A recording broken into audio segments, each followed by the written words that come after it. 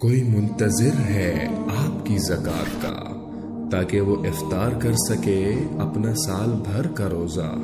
مستحق افراد تک راشن پہنچانے میں MTJ فاؤنڈیشن کا ساتھ دیں۔ تقسیم رحمت رمضان راشن پروگرام۔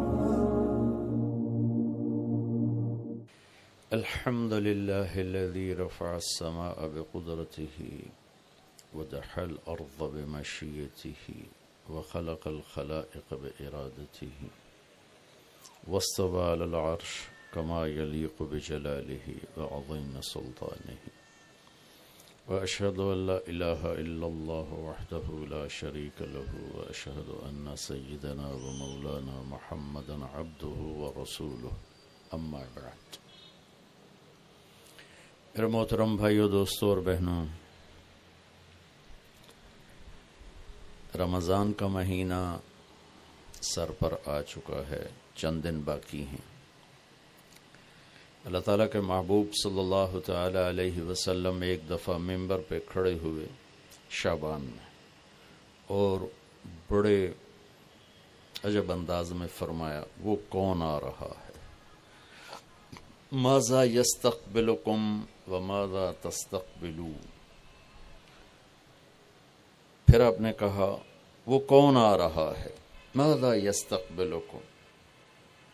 پھر تیسری دفعہ کہا وہ کون آ رہا ہے؟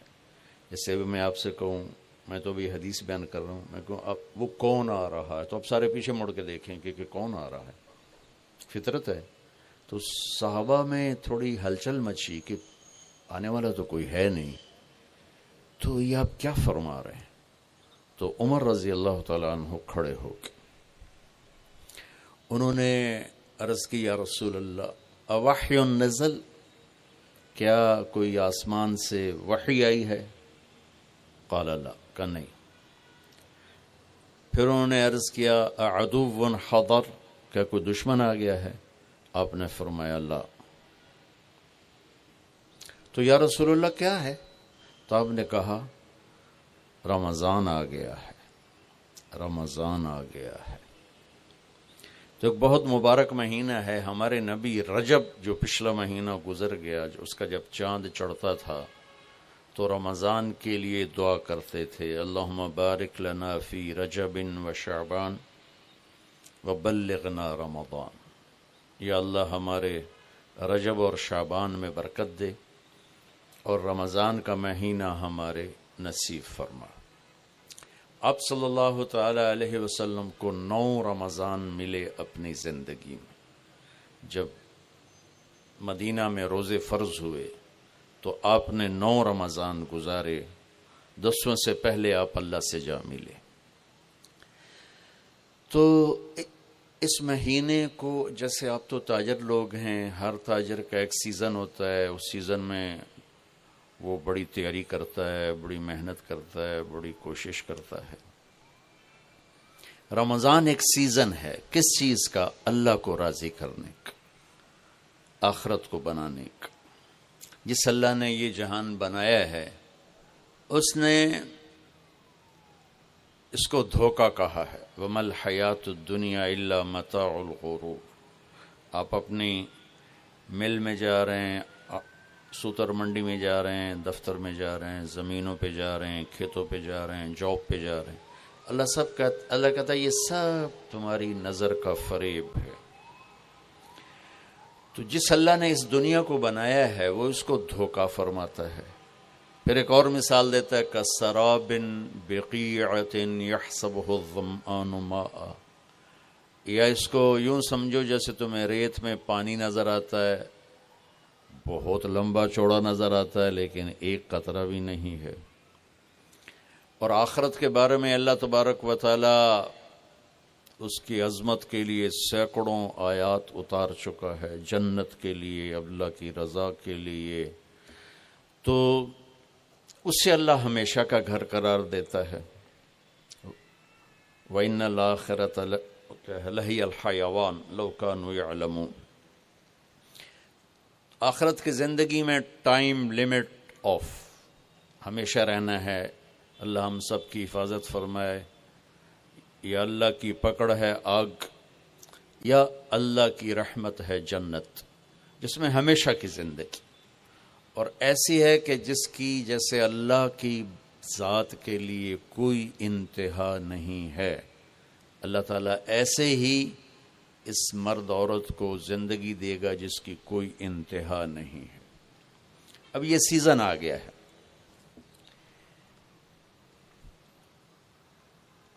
سبحان اللہ۔ آپ لوگ بھی رمضان میں قیمتیں بڑھا دیتے ہیں نا، یہ تو اچھا کام نہیں ہے۔ اللہ تعالیٰ بھی رمضان میں قیمتیں بڑھا دیتا ہے، اللہ نفل کو فرض کر دیتا ہے۔ نفل اور فرض میں کیا فرق ہے؟ حضرت علی رضی اللہ تعالیٰ عنہ کا فرمان ہے، جس نے ایک فرض روزہ چھوڑا پھر قیامت تک اس کی قضا میں روزے رکھتا رہا قیامت تک، تو اس فرض روزے کے اجر کے برابر نہیں ہو سکتا۔ تو ہر نفل فرض بن جاتا ہے، اور ہر فرض 70 گنا بڑھ جاتا ہے۔ ایک رکعت فرض پڑھی 70 لکھی جائیں گی، 2 رکعت پڑھی تو 140 لکھی جائیں گی، 4 رکعت پڑھی تو 280 لکھی جائیں گی۔ اللہ تعالیٰ اتنا مہربان ہو جاتا ہے، جنت کے دروازے کھول دیتا ہے، جہنم کے دروازے بند کر دیتے۔ پہلی امتوں کو رمضان ملا، لیکن یہ دولت نہیں ملی کہ جنت کے دروازے کھل جائیں، دوزخ کے بند ہو جائیں۔ شیطان قید ہو جاتا ہے، پہلی امتوں کے لیے شیطان قید نہیں ہوتا تھا۔ پہلی امتوں کا روزہ تھا افطاری سے افطاری، بہت لمبا ہو جاتا تھا، وہ لوگ بڑے پاورفل تھے، برداشت کر لیتے تھے۔ اور روزہ کب شروع ہوتا تھا؟ مغرب کے بعد یوں آنکھ لگ گئی 1 منٹ بھی تو روزہ شروع ہو گیا، چاہے کچھ کھایا چاہے نہیں کھایا۔ تو اس 24 گھنٹے میں روٹی حرام، بیوی حرام، بیوی کے لیے خامند حرام، ہر شے۔ ہم پر بھی روزے ایسے ہی فرض ہوئے، پہلے 2-3 روزے اسی طرح رکھے گئے۔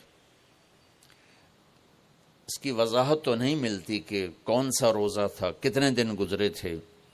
قیس بن سرمہ رضی اللہ تعالی عنہ ایک اونٹ چرانے والے مزدور ہیں، وہ اونٹ چرا کے گھر پہنچتے ہیں تو بیوی سے پوچھتے ہیں افطاری کا کوئی سامان ہے؟ وہ کہتی ہے کوئی نہیں۔ پھر کہنے لگی تم بڑے تھک کے آئے ہو، تم بیٹھو میں کچھ کر کے آتی ہوں۔ وہ کہیں سے لینے گئی، لیٹ ہو گئی، سورج ڈوب گیا۔ یہ تھکے ہوئے آئے تھے، چارپائی پہ لیٹے تو آنکھ لگ گئی۔ ان کی بیوی آئی تو ان کا یا وہی حق یا ابن سرمہ، ارے سرمہ کے بیٹے تو بڑا بری طرح پھنس گیا۔ فرمانے لگے کیا ہوا؟ کہ سورج ڈوب گیا، تو سویا ہوا تھا، اگلا روزہ شروع ہو گیا۔ تو اب روزے تھے ہی ایسے، تو انہوں نے اگلا روزہ شروع کر دیا۔ ظہر کی نماز مسجد میں پڑھنے گئے تو بے ہوش ہو کے گر گئے۔ آپ نے سلام پھیرا تو پوچھا یہ کون بے ہوش ہوا؟ کہا جی قیس بن سرمہ۔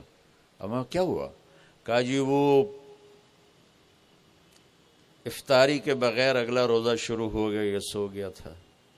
ہمارے نبی کو نا دکھ ہوا، تکلیف ہوئی، تو اللہ تعالیٰ نے آسمان سے جبریل کو بھیج دیا کہ میرے محبوب کے دکھ کو دور کریں اور ان سے یہ کہہ دیں کہ کلوا واشربوا حتی یتبین لکم الخیط الابیض من الخیط الاسود من الفجر ثم اتموا الصیام الی اللیل، کہ میرے محبوب کی امت کے لیے اجازت ہے ساری رات کھاؤ، جب صبح صادق کی سفیدی نظر آئے تو روزہ اگلا شروع ہو گیا۔ تو جب روزہ رات کا ہوتا تھا تو بیوی خامند کا تعلق بھی حرام تھا۔ ایک اور واقعہ ہوا، ایک صحابی آئے، دیہاتی سے تھے، یا رسول اللہ میں تو مارا گیا۔ آپ نے کہا کیا ہوا؟ کہا میں روزے میں بیوی کے پاس چلا گیا، اب کیا کروں؟ تو آپ نے فرمایا غلام آزاد کر، اس نے کہا جی میرے کو دمڑی کوئی نہیں، غلام کتوں لواں؟ تو آپ نے فرمایا 60 مسکینوں کو روٹی کھلا 2 ٹائم۔ وہ کہنے لگا مدینے میں میرے تو وڈا مسکین ہی کوئی نہیں، میں کنوں کھواواں؟ آپ نے فرمایا تو پھر 60 روزے رکھو۔ وہ کہنے لگا ایک روزے اے چند چاڑ اے اگاں کی کروں گا؟ تو آپ بڑا ہنسے۔ اچھا بھائی تو بہ جا، تیرے کوئی کام کرنے ہیں۔ تھوڑی دیر میں ایک انصاری صحابی آئے، بڑا ٹوکرا کھجور کا لے کر، یا رسول اللہ یہ صدقہ کی کھجور ہے۔ آپ نے فرمایا بھائی کدھر ہو؟ کہا جی بیٹھا ہوں۔ کہا آپ یہ لے جا اور مدینے کے 60 غریبوں کو دے دے، 60 گھروں میں۔ واہ واہ، اللہ نے اس امت سے کیا لاڈ کیا ہے۔ وہ کہنے لگا یا رسول اللہ، اللہ کی قسم مدینے میں مجھ سے بڑا غریب کوئی نہیں، اب میرا جرمانہ میرے اوپر ہی قربان کرو، میرے تو وڈا بھوکا ہی کوئی نہیں ہے، تو میرا جرمانہ مجھے ہی دے دو۔ تو آپ اتنا ہنسے کہ آپ کی یہ داڑھیں نظر آنے لگی، یہ آخری اتنا آپ نے اس کی بات کا مزہ لیا۔ پھر آپ نے فرمایا چلو بھائی تو ہی لے جا، لیکن یہ گنجائش تجھے دے رہا ہوں اور کسی کو نہیں دوں گا۔ تو رمضان اللہ تعالیٰ نے ہمیں اس طرح نصیب فرمایا۔ رمضان اور روزے میں مناسبت کیا ہے؟ رمضان کا لفظ، رمضان عربی کا لفظ ہے جس کا مطلب ہے جل جانا، رمض یرمض۔ تو جلنے کا کیا مطلب ہے روزے کے ساتھ؟ روزے کے ساتھ جلنے کا مطلب یہ ہے کہ جب انسان کوئی مرد اور عورت روزہ رکھتا ہے تو ایک بھوک کی حرارت پیدا ہوتی، خالی چلتی ہے نا مشین تو گرم ہو جاتی، اس میں آئل ہوتا ہے تو گرم نہیں ہوتی۔ اب اندر تو کچھ نہیں، وہ مشین چل رہی ہے تو اس سے جسم میں ایک حرارت پیدا ہوتی، بھوک ہے، پیاس ہے۔ تو میرا رب ہر دن پچھلے سال کے گناہ اس کی بھوک اور پیاس کی آگ میں جلاتا ہے اور معاف کرتا ہے، جلاتا ہے معاف کرتا ہے، جلاتا ہے معاف کرتا ہے۔ جب آخری رات ہوتی ہے، 29 کی رات جب ہوتی ہے تو اللہ پچھلے سال کے سارے گناہ اس کے معاف فرما دیتا ہے، اس لیے اس کو رمضان کہتے ہیں۔ اس میں ہمیں اللہ تعالیٰ نے تراویح کی نماز عطا فرمائی۔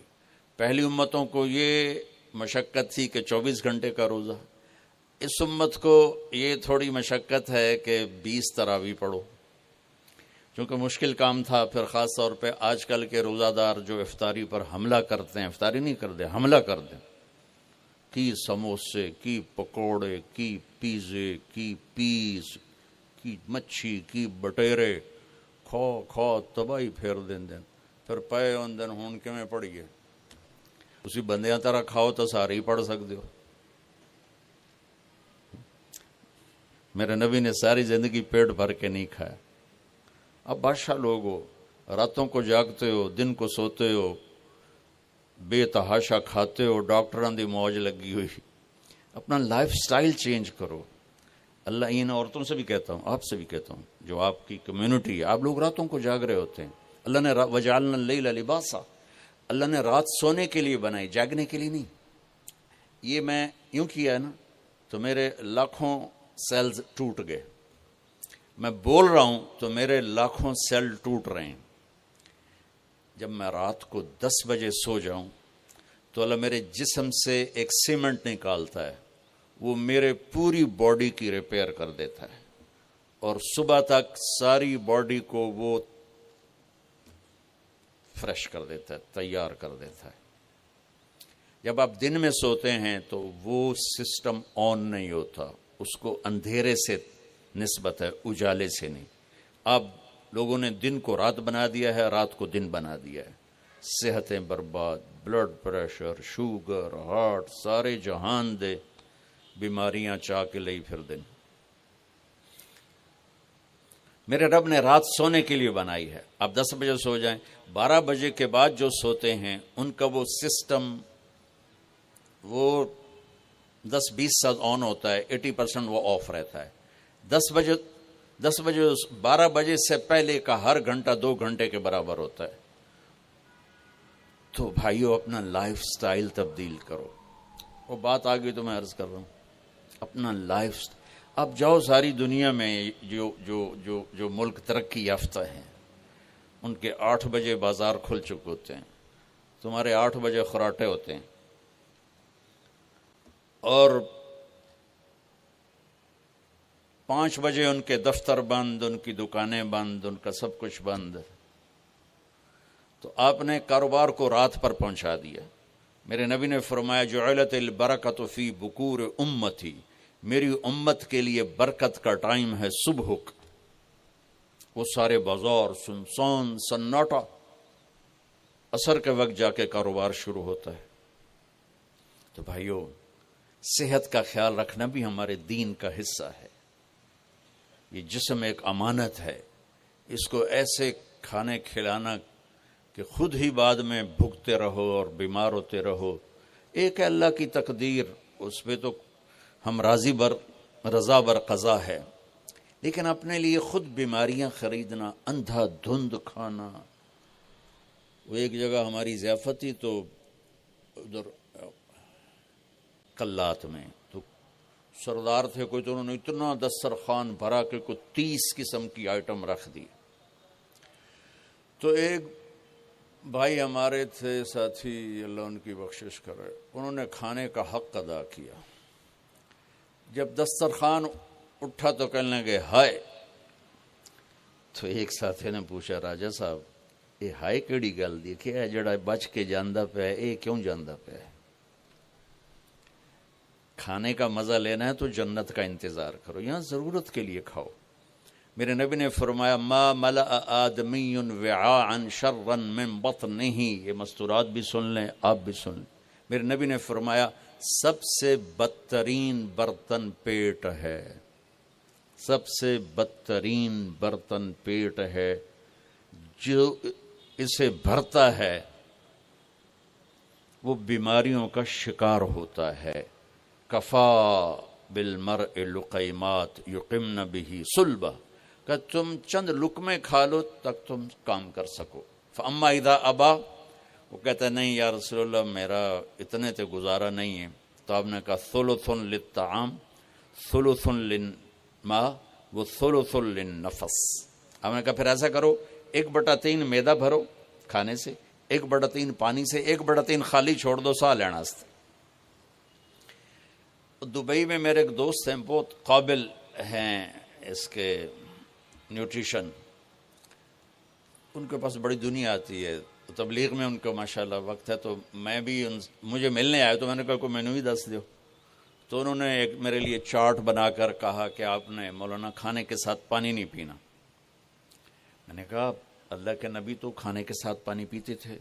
کہنے لگا سوری مولانا، سنت کے مطابق کھائے پھر تو پانی ضرور پینا چاہیے، 1/3 اگر کھائے 1/3 میدا بھرے تو پانی پینا چاہیے۔ لیکن میرے پاس وہ لوگ ہوتے ہیں جو یہاں تک کھاتے ہیں، ایتھے نے انگلی رکھی جو یہاں تک کھاتے ہیں، ان کو پھر میں کہتا ہوں پانی نہ پیوی ایسے گند مچ جائے گا۔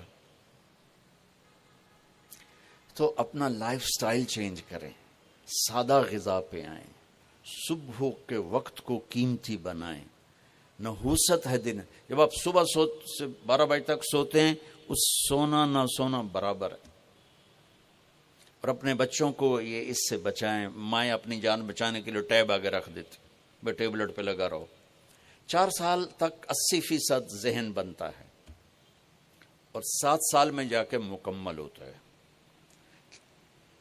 2.5-3 سال کے بچے سامنے بیٹھے ہوتے ہیں تو ان سے جو ریز نکلتی ہیں وہ سارے مائنڈ کو ڈسٹرب کر دیتی۔ 7 سال کے بعد جب دماغ مکمل ہوتا ہے تو اس پہ ایک لیئر چڑھاتا ہے، جب یہ ریز اندر جاتی ہیں تو لیئر متاثر ہو جاتی ہے۔ آپ دیکھتے ہیں ہمارے بچے کتنے ہائپر ہیں، ہم تو باپ کو دیکھ کے پیشاب نکل جاتا تھا، اور ماں نے کئی دفعہ مجھے سوٹے مارے چپ کر کے کھا لے۔ اب بچہ گلے پڑتا ہے، یہ بچے کا قصور نہیں، اس کا مائنڈ جو ہے نا وہ اس کا سارا سسٹم جو ہے نا آؤٹ ہو چکا ہے، تو وہ صبر تحمل وہ نکل چکا ہے۔ اوپر سے جو یہ فاسٹ فوڈ ہے اس نے تباہی پھیر دی ہے۔ یہ بیچ میں ایک ضروری بات آ گئی، صحت بھی ایمان کا حصہ ہے۔ میرے نبی نے فرمایا اللہ کو صحت مند مومن پسند ہے بیمار مومن سے۔ تو سحری افطاری کے آداب بتا رہا ہوں. یہ مہینہ ہے جسم کے فاضل مادوں کو جلانے کے لیے، لیکن اس میں ہم زیادہ کھا کھا کھا کھا کھا اس کو اور بیمار کر دیتے. وہ عید کے بعد پھر ڈاکٹروں کے سامنے لائن لگی ہوتی. میں آپ کو دین بتا رہا ہوں، میڈیکل نہیں بتا رہا ہوں، دین بتا رہا ہوں. اتنا تھوڑا کھاؤ کہ بھوک لگے، ایسی بھوک جو پریشان کرے، ایسی پیاس جو پریشان کرے. ایک اس سے آپ کے جسم کی ساری چربی جلے گی، جو گندی چیزیں جمع ہو چکی وہ جلیں گی، اور دوسرا اگر تھوڑی سی احساس کی آنکھ بیدار ہوگی تو آپ کو غریب یاد آئے گا کہ وہ بیچارہ کیسے دن گزارتا ہے.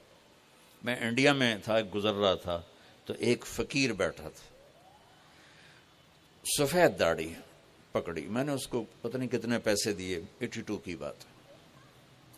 جب میں واپس آیا تو وہ کہنے لگا بیٹا کھانا کھلا دو. میں نے کہا کھانا کھائیں گے؟ کہا جی کھاؤں گا. میں نے کہا آ جاؤ. میں نے اس کو ساتھ لیا، ایک ہوٹل پہ لے گیا. میں نے کہا بابا جی کیا کھاؤ گے؟ کہا بریانی کھاؤں گا. میں کہا ٹھیک ہے. تو میں نے اس سے آرڈر پہ بریانی لاؤ. وہ اس پر ایسے گرا کہ اس کو دائیں بائیں کا ہوش نہ رہا. میں اور منگوا کے دیتا رہا، اس کو کچھ پتہ نہیں کہ اس میں ایڈ ہو رہا ہے. وہ لگا ہوا ہے. جب اس کا پیٹ بھر گیا تو سر اٹھایا کہ بیٹا اللہ تجھے سلامت رکھے، آج 3 دن کے بعد کھانا کھایا. مجھے اس کی وہ درد بھری آواز آج تک میرے کانوں میں گونجتی ہے. تو اگر ہم صحیح طریقے سے روزہ رکھیں گے تو ہمیں فقیر یاد آئیں گے، بھوکوں کی بھوک یاد آئے گی. تو اللہ نے ہمیں تراویح کی نماز دی. چونکہ کام مشکل تھا تو اجر بڑھا دیا. تراویح کے ہر سجدے پر 1500 نیکی لکھی جاتی. یہ وہ پروفٹ ہے جو آپ قبر میں لے جائیں گے. جو آپ ان 8 بازاروں سے کما کے لاتے ہیں وہ یہیں چھوڑ کے چلے جائیں گے. تراویح کے ہر سجدے پر جنت میں ایک محل اللہ تعالیٰ بناتا ہے سرخ یاقوت کا، جس کے 60,000 سونے چاندی کے دروازے ہوتے. کیا عالی شان چیز ہے. پھر ایک درخت لگاتا ہے جس کے نیچے 1 سال گھوڑا دوڑ سکتا. میں نے ایک دفعہ بلال مسجد میں بیان کیا، تھوڑی جنت بیان کی، تو غالباً ڈاکٹر صادق صاحب ہوتے تھے مرحوم، وہ بعد میں ملے، کہنے لگے مولانا صاحب ایڈی وڈی جنت اللہ کتنے بنا کے رکھی ہے. میں نے کہا میں تو پہلے دنیا دس دے پھر تسی جنت آپ سمجھے جی. میں نے کہا جس کہکشاں میں ہمارا یہ سولر سسٹم ہے، یہ 17 کہکشاؤں کا مجموعہ ہے. 17.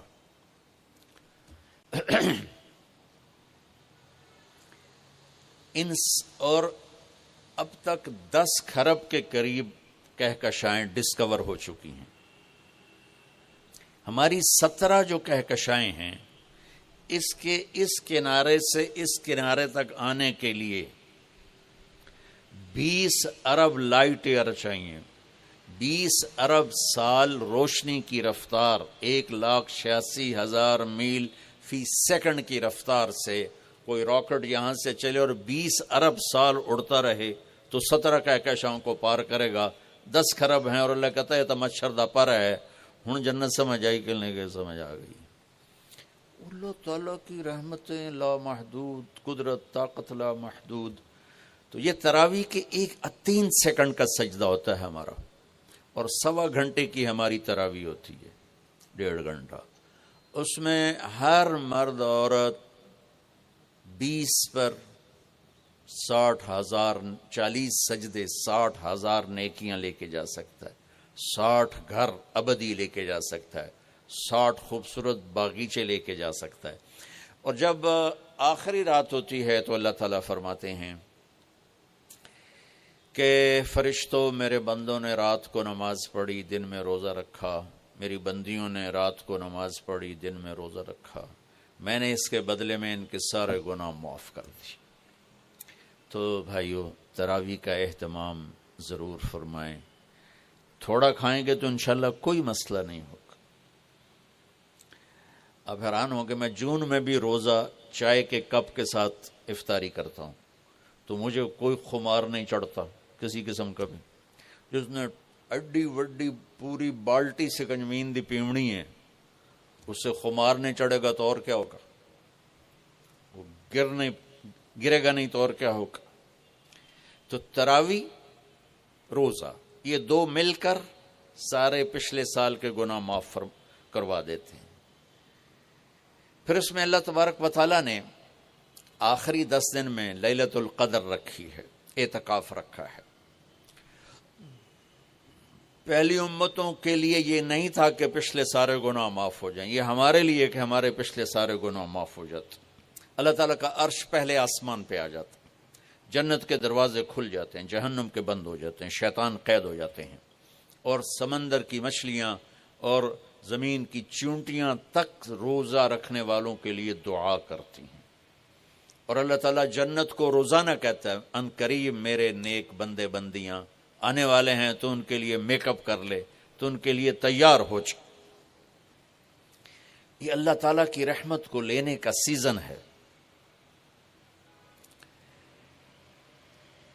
پہلی امتوں کو اعتکاف نہیں ملا تھا، ہمیں اعتکاف ملا ہے کہ 10 دن اللہ دے بوئے تے پہ جاؤ، یا اللہ تیرے کو معافی کروا کے ہی اٹھنا ہے، میں اٹھنا ہی کوئی نہیں۔ تو جو دروازے پہ آ جاتا ہے آدمی اسے معاف کر ہی دیتا ہے۔ کوئی بہت ہی سخت دل والا ہو تو معاف نہ کرے، ورنہ بڑے سے بڑے غصے والے بھی کہتا اچھا جی جاؤ معاف کیتا۔ اس میں ایک لیلۃ القدر ہے، وہ بعد میں بات کرتا ہوں۔ پھر اللہ تعالیٰ نے اس میں غریب آدمی کی کہ روزے اچھے گزر جائیں، عید اچھی گزر جائے، اس کے لیے اللہ تعالیٰ نے صدقہ فطر رکھا ہے۔ ہم اسے عید کے ساتھ جوڑ دیتے، پہلی رمضان سے دینا چاہیے تاکہ غریب اپنا کوئی روزہ تو رکھ سکے۔ پہلے رمضان سے 29 رمضان تک جب مرضی دے دیں، اور اگر وہ فطرانہ ادا نہیں کرتا تو اس کے روزے اس کے سر کے اوپر سے بھی نہیں جاتے، وہیں کھڑے رہتے ہیں۔ اور عام طور پر یہاں اخبار میں، ٹی وی پر گندم کے لحاظ سے آتا ہے 2 سیر کنک دے دو، وہ تھوڑے سے پیسے ہیں، 100-200 روپے ہے۔ میں آپ کو آپ سب مالدار لوگ بیٹھے ہیں، میں آپ کو اپنے نبی کا صدقہ فطر بتاتا ہوں کہ آپ کیا دیتے تھے۔ آپ کشمش دیتے تھے، کھجور دیتے تھے، جو بھی دیے ہیں۔ تو کشمش 3 کلو، بازار میں 3.5 کلو، بازار میں جا کے پوچھیں جو سب سے اچھی کشمش ہو، یا پھر درمیانی، گھٹیا نہیں درمیانی اور سب سے اچھی، وہ پتہ کرے وہ کتنی ہے، 1000 روپے کلو ہے، 1500 روپے کلو ہے۔ آپ کے گھر کے 4 افراد ہیں تو ایک گھر سے 6000 روپیہ غریب کو جائے گا۔ آج تو 6000 میں ایک ہفتہ نہیں گزرتا۔ تو اب سب سے عرض کرتا ہوں، ویسے بھی خیرات کریں، افطاریاں کروائیں، اور صدقہ فطر کشمش کے حساب سے دیں۔ یہ آپ سب بھائی بہنوں کی خدمت میں گزارش ہے۔ اللہ نے آپ کو رزق دیا، خرچ کریں، یہی آپ کے ساتھ جائے گا، باقی سارا ادھر ہی رہ جائے گا۔ لیلۃ القدر، انا انزلناہ فی لیلۃ القدر وما ادراک ما لیلۃ القدر لیلۃ القدر خیر من 1000 شہر تنزل الملائکۃ فیہا باذن ربہم من کل امر سلام ہی حتی مطلع الفجر۔ ہم نے قرآن کو لیلۃ القدر میں اتارا، تمہیں کیا خبر کہ لیلۃ القدر کیا ہے؟ لیلۃ القدر 1000 مہینوں سے بہتر ہے۔ اس میں فرشتے اترتے ہیں اور یہ صبح تک رہتی ہے۔ لفظ قدر عربی میں اس کا ایک مطلب ہے قیمت۔ سبحان اللہ۔ تو اللہ نے کہا میں تمہیں بتاؤں، آپ سب تاجر بیٹھے ہو، لیلۃ القدر کی قیمت کیا ہے؟ 1000 مہینوں سے بہتر ہے، 1000 مہینوں سے بہتر ہے۔ اب 1 روپے پر 1000 نفع لے سکتے ہیں؟ دنیا میں کوئی ایسا کاروبار ہے؟ جو ہیروئن بیچتے ہیں وہ بھی نہیں لے سکتے۔ اور میرا اللہ کہہ رہا ہے 1 رات 1000 مہینے، یعنی کوئی 82-83 سال۔ یہ تو آ گیا پہلا قدر۔ دوسرا اس کا مطلب ہے تنگ پڑ جانا، تنگ پڑ، فقدر علیہ رزقہ۔ تو تنزل الملائکۃ فیہا، تنزل الملائکۃ والروح فیہا، کہ اس رات اتنے فرشتے اترتے ہیں کہ زمین تنگ پڑ جاتی ہے. سبحان اللہ، اتنے فرشتے آتے ہیں زمین تنگ پڑ جاتی ہے. تیسرا مطلب ہے قدر، مقدار کو، تو اللہ تعالیٰ نے اس کا آخری مطلب بھی بتایا، سلام ہی حتی مطلع الفجر، کہ یہ فجر کی نماز تک، فجر کی اذان تک یہ رہتی ہے. 3 مطلب ہیں قدر کے، تینوں اللہ نے قرآن میں کور کیے. قیمت کیا ہے؟ 1000 مہینوں سے بہتر. تنگی کیا ہے؟ فرشتوں سے زمین بھر جاتی ہے. مقدار کیا ہے؟ صبح صادق. لیلۃ القدر 27 کی نہیں ہوتی، 21، 23، 25، 27، 29. اب یہ 5 راتیں جاگنے چھٹ، آپ لوگ تو ویسے رات کے بادشاہ ہو، جاگ لو. تو لیلۃ القدر مسجد میں نہ گزارو، گھر میں گزارو. یہ مسجدوں میں اشتہار لگ جاتے ہیں، فلاں کے ساتھ شب قدر گزاریں، فلاں حضرت کے ساتھ شب قدر گزاریں. پھر ادھر کوئی صلاۃ تسبیح پڑھ رہا ہے باجماعت، عورتیں صلاۃ تسبیح کی جماعت کرا رہی ہیں، اور پتہ نہیں اور کتنی عجیب و غریب قسم کی عبادات شروع ہو جاتی. یہ نفلی عبادت ہے، میرے نبی گھر میں پڑھتے تھے. آپ نے اشراق کے سوا ہر نفل گھر پڑھا، ہر سنت گھر میں پڑھی. تو آپ لیلۃ القدر کو یہ مستورات بھی آپ بھی اکٹھے ہو کے نہیں منانا، الگ الگ مصلی بچھا کر اپنے اللہ سے رونا دھونا کرو، اپنے اللہ کو منانا کرو. میں بھی کروں، آپ بھی کریں. نوافل کی، جیسے ابھی شب برات گزری تو اشتہار تھے. میں جا رہا تھا ادھر علام آباد میں، ایک جنازہ ہو گیا تھا، تو اشتہار فلاں حضرت کے ساتھ شب برات گزاریں، فلاں مسجد میں شب برات گزاریں، فلاں جگہ شب برات گزاریں. بھائی وہ گھر میں منانے کی ہے، مسجد میں نہیں. میرے نبی نے نفلوں کو تنہائی میں ادا کیا، فرض کو مجمع میں ادا کیا.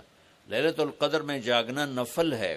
اور پھر جب کٹھے ہو جائیں گے لوگ اور عورتیں تو پھر ساتھ غیبت بھی چلے گی، اور ایک غیبت کا بول ساری رات کو اڑا کے رکھ دے گا. مردوں یا عورت کٹھے ہو جائیں غیبت سے تو بچتے نہیں، نہ ہی رک سکتے ہیں. سندھ سے ہم بائی روڈ آ رہے تھے، کراچی سے بائی روڈ جماعت تھی، تو وہ راستے میں بڑی غیبت کریں. نوجوان تھے سارے، نئے نئے. میں چپ کر کے سنتا رہا. جب کوئی 2 دن گزر گیا نا، تو ہمارے پاس بڑی وین تھی. میں نے کہا بچوں ایک نصیحت کرتا ہوں کہ غیبت نہ کیا کرو، مذاق کرو، ہنسا کرو، کھیڑا کرو، غیبت نہ کرو. تھوڑی سی میں نے اس پہ بات کی تو بڑے متاثر ہوئے. کہا جی ٹھیک ہے انشاءاللہ آئندہ بالکل نہیں کریں. کوئی آدھا گھنٹہ گاڑی میں سناٹا رہا. آدھے گھنٹے کے بعد ایک بولے مولانا یہ غیبت نہ کری تو پھر گلاں کی کریے. یہ میرا کلچر ہے. لہذا عورتیں عبادت کے لیے بھی اکٹھی ہوں گی تو غیبت شروع ہوگی، مرد مسجد میں اکٹھے ہوں گے وقت ضائع ہوگا، غیبت شروع ہوگی. میرے بھائی بہنوں، ہر نفل کو گھر میں گزار، اپنے گھر کو بابرکت بناؤ. اپنے گھروں میں نفل پڑھو، تلاوت کرو، ذکر کرو. صرف اشراق کے نفل میرے نبی مسجد میں پڑھتے تھے 2 رکعت، باقی ہر نفل آپ نے مسجد میں ادا کی. تو یہ چند چیزیں رمضان کے متعلق میں نے عرض کی ہیں. اب ایک بڑی اہم بات میں آپ کے سامنے عرض کرنا چاہتا ہوں. رمضان کی دولت کس سے ملے گی؟ رمضان کی برکات کس سے ملیں گی اور کون محروم ہو جائے گا؟ آپ نے فرمایا 4 آدمی ایسے ہیں جن کی رمضان اور شب قدر میں بھی بخشش نہیں ہوتی. بس اس سے ہم اپنے آپ کو بچا لیں. کون ہے یا رسول اللہ؟ آپ نے کہا مدمن خمرن، شراب کا عادی. کبھی کوئی پی لے توبہ کر لے، میں اس کی اجازت نہیں دے رہا ہوں.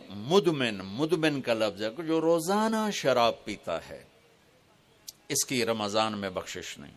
عاق لوالدیہ، جو ماں باپ کا نافرمان ہے، اس کی بخشش نہیں. قاطع الرحم، رشتہ داروں سے لڑنے والا، اس کی بخشش نہیں. المشاحن، دل میں بغض رکھنے والا، اس کی بخشش نہیں. ہر وہ چیز جو میرے آپ کے لیے نقصان دہ اللہ نے حرام کر دی، ہر وہ چیز جو میرے آپ کے لیے مفید ہے اللہ نے حلال کر دی، سود حرام کر دیا۔ ہمارے پاکستان کی معیشت نہیں، پوری دنیا کی معیشت ڈوبی پڑی ہے، سارے ملک قرضوں پہ چل رہے ہیں، سود نے پوری دنیا کو تباہ کر دیا۔ تو میرے اللہ تعالیٰ نے، آپ دیکھتے ہیں میرا اللہ کہتا ہے فَأَذَنُوا بِحَرْبٍ مِّنَ اللَّهِ وَرَسُولِهِ، اگر سود نہیں چھوڑو گے تو میرے اور میرے رسول مل کر تمہارے خلاف جنگ کریں گے۔ تو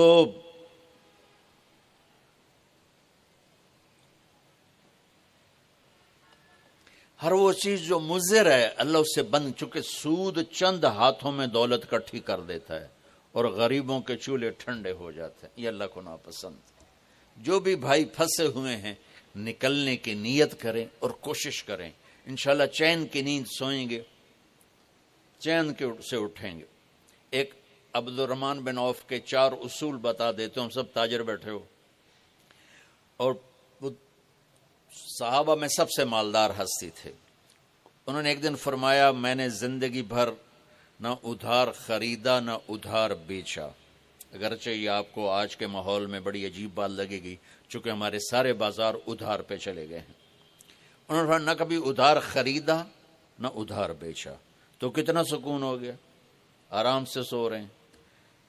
اب ہماری تجارت میں ادھار خرید رہے ہیں ادھار بیچ رہے ہیں، کبھی وہ تنگ کرتا ہے کبھی یہ تنگ کرتا ہے، تو ایک اس موبائل نے تباہی پھیر دی،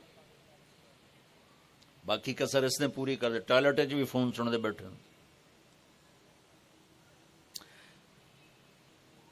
کبھی سٹاک نہیں کیا مال کو، کبھی سٹاک نہیں کیا، جو ہی نفع ملا فوراً بیچ دیا۔ واہ واہ۔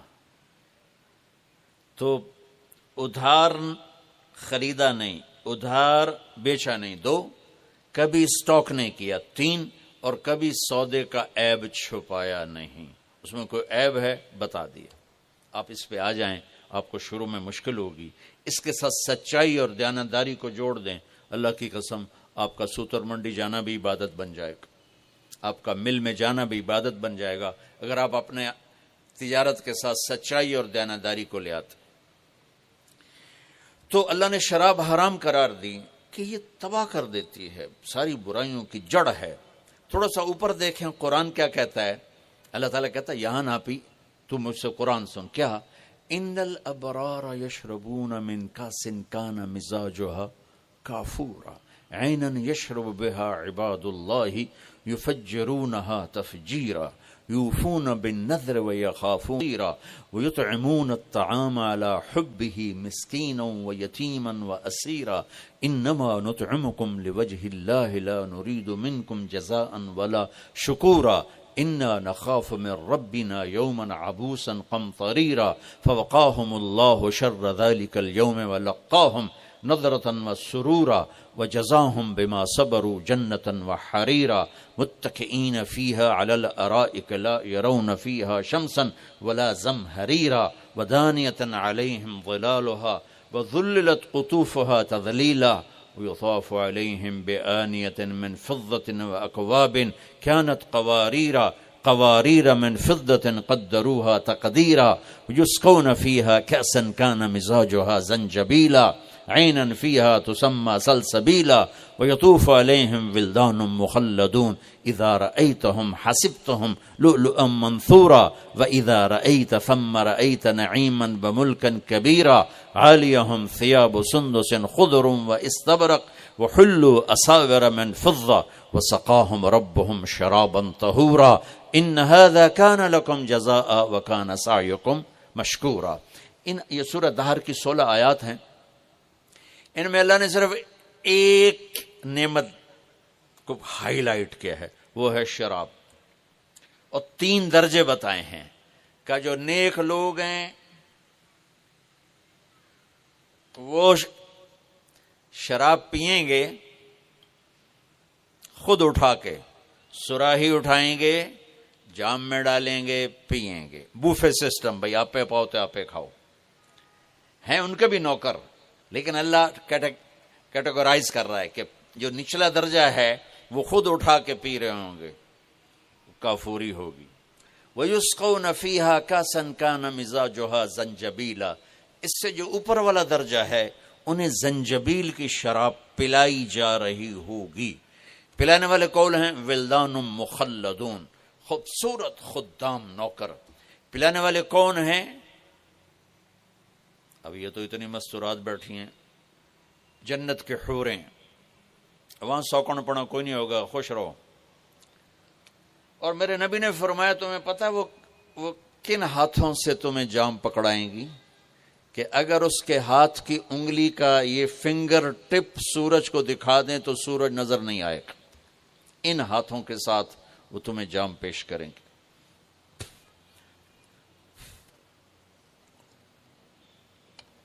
ایک وی جیسے آپ سب وی آئی پی بیٹھو نا، باجی ممبر ہی آ سکتے ہیں اور کوئی نہیں آ سکتا، تو یہ وی آئی پی ہو گئے۔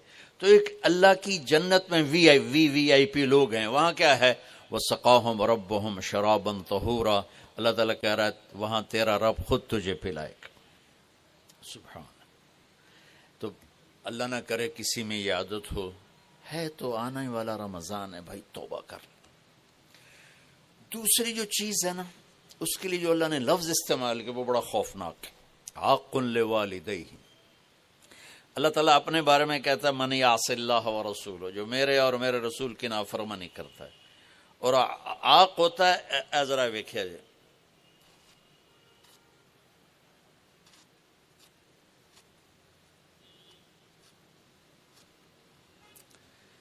اس کو میں نے اتنا چیر دیا ہے کہ یہ جڑ نہیں سکتا۔ دیکھ لیا آپ نے؟ وہ کوئی بول لو تو صحیح، ہاں ٹھیک، یہ اب جڑ نہیں سکتا، کسی اتنا پرزے کر دیا ہے۔ آقا کہتے ہیں کسی کو پرزے کر دینا، چیر کے رکھ دینا۔ تو یہاں بڑا خوفناک لفظ اللہ نے نبی نے استعمال کیا کہ جو اپنے ماں باپ کے دلوں کے ٹکڑے کر دے، جگر کو جلا کے رکھ دے، اس کم بخت کی پورے رمضان میں بخشش نہیں ہوگی۔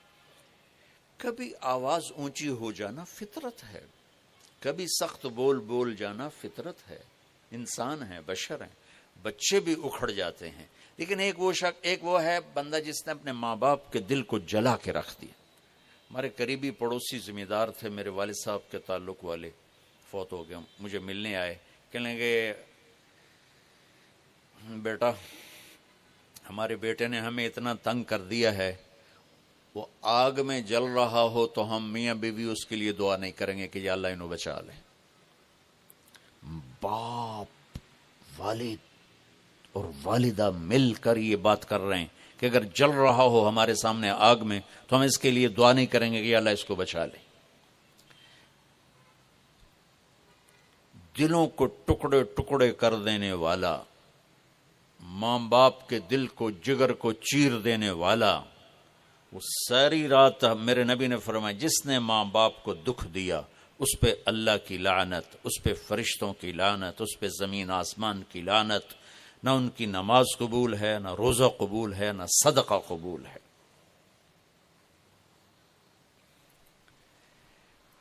میرے نبی جنت میں گئے تو آپ نے تلاوت سنی، آپ نے کہا یہ کون تلاوت کر رہا ہے؟ کہا جی حارثہ بن نعمان۔ تو آپ بڑے حیران ہوئے، حارثہ بن نعمان تو جیندہ بیٹھا ہے۔ اب میں آپ سپیکر کوئی مل جل کے آپ کو 1000-1200 کا مجمع ہے تو آپ کے لیے سپیکر لگا ہوا ہے، حارثہ مدینے میں قرآن پڑھتا ہے، 7 آسمان کو چیر کے آواز جنت میں چلی جاتی۔ ہم نے کہا وہ کیسے؟ کہا جی ماں کی ایسی خدمت کی ہے کہ جب قرآن پڑھتا اللہ ساری جنت کو سناتا ہے۔ سبحان۔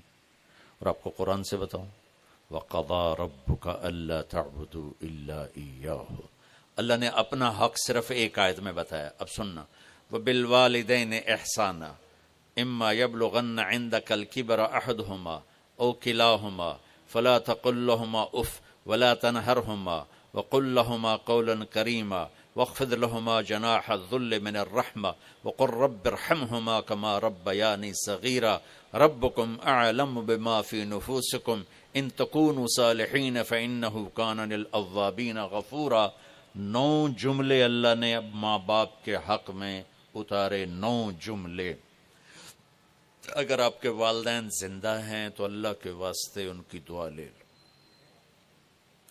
ایک خاتون نے پیغام بھیجا، جی میرے خاوند انتقال ہو رہا ہے، کلمہ نہیں پڑھا جا رہا.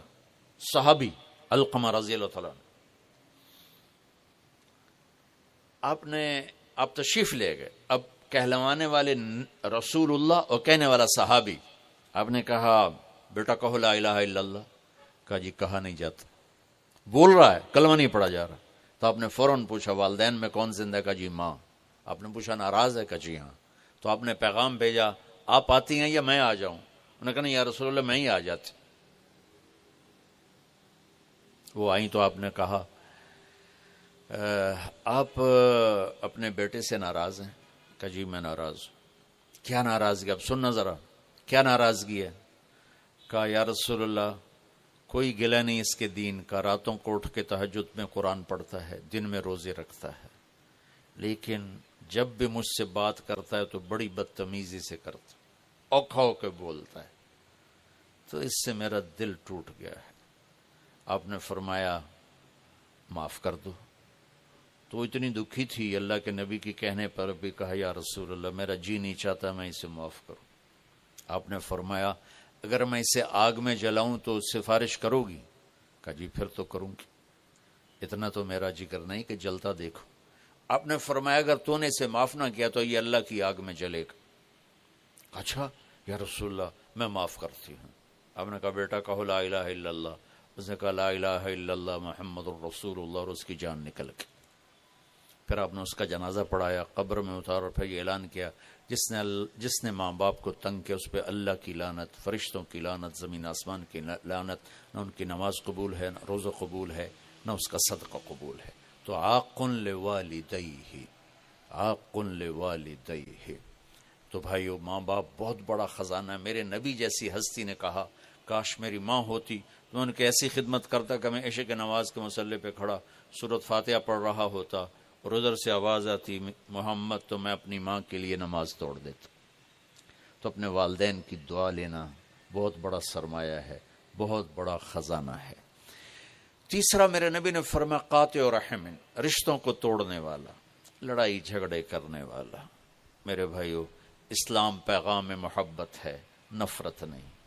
اسلام پیغام اس کے ساتھ دوسرے کو بھی جوڑ دوں، المشاحن، جو دل میں کسی کے لیے نفرت رکھتا ہو، بغض رکھتا ہو، کینہ رکھتا ہو، حسد رکھتا ہو، ان سب کے لیے جنت کے دروازے بند ہو جاتے. پوری دنیا کے انسانوں کی مشترکہ ڈیمانڈ عزت دو، محبت دو، درگزر کرو. یہ ماسٹر کی ہے. جیسے یہ جاتے ہیں نا حرم شریف، تو بڑے بڑے ہوٹل بن گئے، کتنے 100 ہزاروں کمرے ہیں، تو ہر کمرے کا ایک وہ کارڈ ہوتا ہے جس سے وہ کھل جاتا ہے. لیکن ایک کارڈ عملے کے پاس ہوتا ہے جس سے سارے کمروں کے دروازے کھل جاتے ہیں.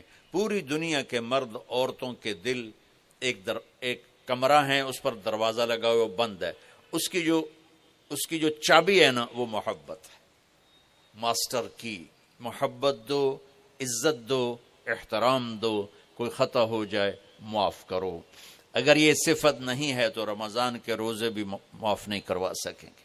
میرے بھائیو جیسے میری آواز آپ تک پہنچ رہی ہے نا، ایسے میرے دل سے نکلنے والی لہریں بھی آپ تک پہنچ رہی ہیں.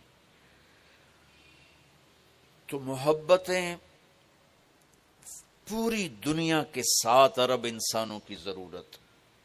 میرے نبی نے پوچھا اسلام کا سب سے بڑا عمل کیا ہے؟ صحابہ نے کہا نماز. آپ نے کہا نہیں. انہوں نے کہا جہاد. آپ نے فرمایا نہیں. انہوں نے کہا روزہ. آپ نے فرمایا نہیں. انہوں نے کہا حج. آپ نے فرمایا نہیں.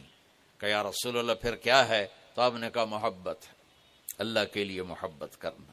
اس وقت پوری دنیا میں اللہ نے مجھے کئی دفعہ پھرائی ہے، محبتوں سے دنیا خالی ہو چکی. یہ بہت بڑا سرمایہ ہے. ان ماؤں سے کہتا ہوں، والدین سے کہتا ہوں، اگر اولاد کو نیک بنانا ہے اور آپ چاہتے ہو کہ جو آپ چاہتے ہیں ان کے اندر چلا جائے تو ان کو محبت دو. ڈیٹا جاتا ہے نا، یہ آج کل پتہ نہیں یہ کیا ہے، یہ جو فون ہوتے ہیں ان میں بلوٹوتھ لگا ہوتا ہے. اگلے کا ڈیٹا لینے کے لیے اس کا بلوٹوتھ اور اپنا آن کرو تو ڈیٹا شفٹ ہو جاتا ہے. ہمارے دلوں میں کسی کے لیے غصہ ہے، کسی کے لیے نفرت ہے، کسی کے لیے چڑ ہے، کسی کے لیے حسد ہے، کسی کے لیے بغض ہے، کسی کے لیے کینہ ہے. شیشے پہ تیل لگ جائے تو صورت غائب ہو جاتی. جب دل میں یہ گندگیاں آتی ہیں تو ایمان کی صورت غائب ہو جاتی. دل کو دل سے راہ ہوتی ہے، میرے نبی کا فرمان ہے. بھائیو، محبتیں بانٹو، محبتیں تقسیم کرو، اپنے دلوں کو صاف کرنا سیکھو. اور سب سے بڑا رشتہ جس میں سب سے زیادہ محبت کی ضرورت ہے وہ خامند کا بیوی سے اور بیوی کا خامند سے. اللہ نے والدین کے لیے چند آیات اتاری، بہن بھائیوں کے لیے چند آیات ہیں، اولاد کے لیے چند آیات ہیں، لیکن خامند اور بیوی کے رشتے کے لیے سینکڑوں آیات ہیں. قرآن بھرا پڑا ہے، سورۃ بقرہ میں، سورۃ آل عمران میں، سورہ نساء میں، سورہ طلاق میں بھرا پڑا ہے. آگے بھی چلے جاؤ تو عورتوں کے حقوق، اور خاص طور پر بیوی کے حقوق. ہمارا جوائنٹ فیملی سسٹم ہے تو کہیں ماں باپ پس رہے ہیں بیوی کی وجہ سے، یہ بہت کم ہے، اور کہیں بیویاں پس رہی ہیں سسرال ساس سسر کی وجہ سے، یہ بہت زیادہ ہے. چونکہ جتنے میں سنتا ہوں گھروں کی مشکلات، تو اس میں جو میرے سامنے پچھلے 20 سال سے انالیسز آیا ہے، بہت کم عورتیں ہیں جو بد زبان ہیں یا اپنے گھر کو خراب کر بیٹھتی ہیں. زیادہ تر، میں درد سے کہہ رہا ہوں، ہمارا سسرالی معاشرہ بہت سخت. خامند کا بیوی پہ حق ہے، میں ہاتھ جوڑ کے کہتا ہوں، خامند کے ماں باپ کا بیوی پہ حق نہیں ہے. میں یہ نہیں کہہ رہا ہوں کہ بیویاں اپنے خامند کے والدین کی خدمت نہ کریں. یہ اپنے والدین کو چھوڑ کے آ گئی ہیں تو ان کو اپنا ماں باپ بنا لیں. اور خامند کے ماں باپ سے کہتا ہوں، انہوں نے اپنی بیٹی کو کسی کے ہاتھ دے کر بیچ دیا ہے تو اس آنے والی کو اپنی بیٹی بنا لیں. لیکن پتہ نہیں کیا ہے، چاہے کوئی دیندار خاندان ہے، چاہے کوئی دنیا دار خاندان ہے، سسرالی معاشرہ بہت اپسٹ. کوئی اس کے لیے بڑے پیسے نہیں چاہیے، صرف محبت چاہیے. آپ اپنے دل کو کھول دو، ماں باپ سے جڑ جاؤ گے، بیوی سے جڑ جاؤ گے، بیوی خامن سے جڑ جائے گی. لیکن تانے طنز. آپ میں بہت سارے لوگ مینوفیکچرر ہوں گے. اب لوگ ڈائی کی کتنی حفاظت کرتے ہو. ڈائی، کسی میں بوتل بن رہی ہے، کسی میں پرزہ بن رہا ہے، کسی میں کچھ بن رہا ہے، کسی میں یہ فون بن رہا ہے، تو اس ڈائی پر لوگ ایسے کھڑے ہوتے ہیں کہ کہیں کوئی خراش نہ آ جائے. چونکہ اگر ہلکی سی بھی خراش آ جائے تو جو پرزہ بن رہا ہے اس میں فالٹ آ جاتا. یہ میری بات ٹھیک ہے نا؟ او بولو، لگتا بھوک زیادہ لگی تو ہے. اب میرے ایک بات سنو، میں بڑے درد سے کہہ رہا ہوں. او بھائی، یہ لینڈ کروزر ہے، اس کی ڈائی اور کروڑوں اربوں روپے کی ہے، اور یہ مرسڈیز ہے، اس کی ڈائی کروڑوں اربوں روپے کی ہے، اور یہ رولز رائس ہے، اس کی تو اربوں خربوں میں ڈائی ہے. اس پر ہر وقت انسپیکشن کمپیوٹر لگے ہوئے ہیں کہ ذرہ برابر خراش نہ آئے. کائنات کا سب سے قیمتی پرزہ انسان ہے، اور کائنات کی سب سے قیمتی ڈائی عورت ہے، اور اسے نہیں تباہ کر دیتا سسرالی معاشرے. جو بچی آتے ہی تانے سننا شروع کرے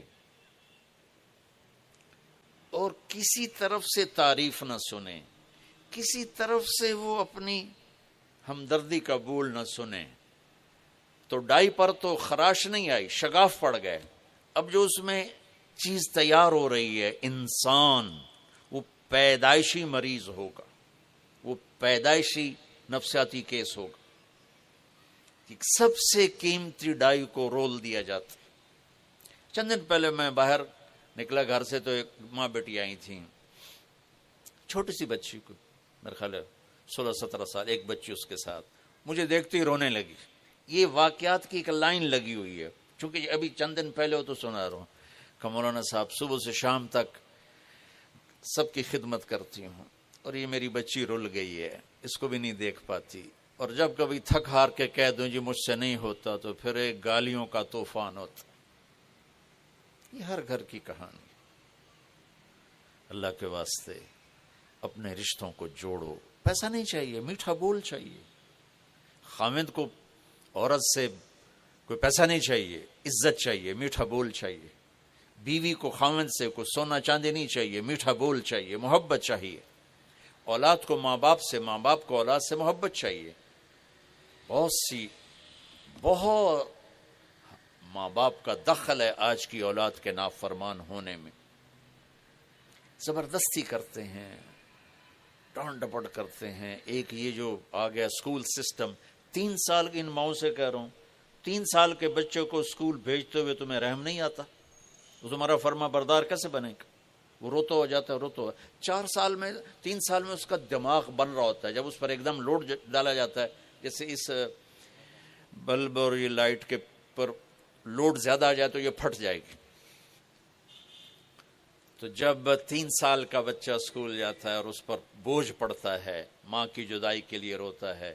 میں تو 11 سال کا میرے والدین نے مجھے بھیج دیا 60s میں سینٹرل ماڈل اسکول اور سینٹ اینتھنی لاہور کے عالی شان اسکول تھے. ان دونوں میں ہمیشہ مقابلہ رہتا تھا. میں 11 سال کا تھا اور میں رضائی میں ہاسٹل میں ڈال دیا. میں رضائی میں سر دے کے روتا رہتا تھا. 6ٹھی 7ویں 8ویں 3 سال میرے آنسو بہے.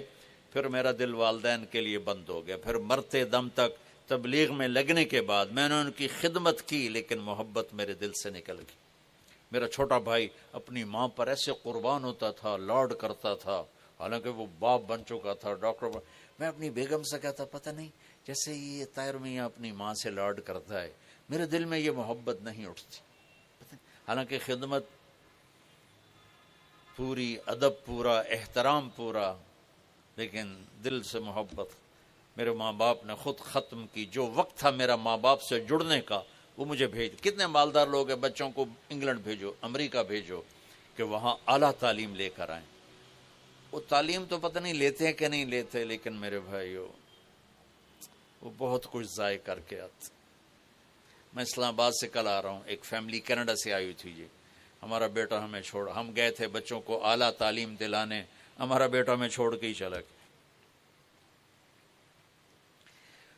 تو ہمارا اسکول سسٹم ہو کاروبار بن چکا ہے، ہمارے ہاسپٹل کاروبار بن چکے ہیں، ہماری عدالتیں کاروبار بن چکے ہیں. اس ملک کی تباہی کے لیے اتنا ہی کافی ہے جہاں انصاف بھی کاروبار ہو، جہاں مریض بھی کاروبار ہو، اور جہاں معصوم بچہ بھی کاروبار ہو. میرا نبی کہتا ہے 7 سال تک بچے کو نماز بھی نہ کہو تو کیا کرو؟ گود دو. یہ مائیں اس کو گود دیں، ریس منتقل ہوں کی محبت دیں. وہ روتا جاتا، روتا آتا ہے. اور پھر جو آگے بیچاری ٹیچر ہے، یہ ماں 2 بچے نہیں سنبھال رہی، وہاں آگے کلاس میں 30 بچے ہیں، اور اس بیچاری کی تنخواہ بھی اتنی ہے کہ اس پر وہ روٹی نہیں کھا سکتی. تو وہ کیسے ان بچوں کی کیئر کرے گی؟ ایسی ایک لطیفہ ہے، ایک ٹیچر بچوں کو کہہ رہے بچوں بولو CUP سپ. وہ کہنے لگے مس CUP کپ ہوتا ہے؟ کہ نہیں، بولو CUP سپ.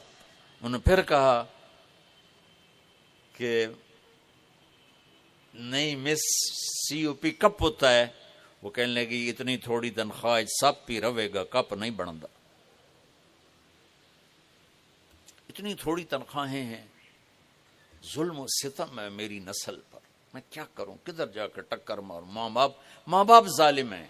ظلم ہے ان ماؤں کا جو 3 سال کے بچے کو اسکول بھیجتی. روزی ماتھے پہ لکھی ہوئی ہے، ڈگری پہ نہیں.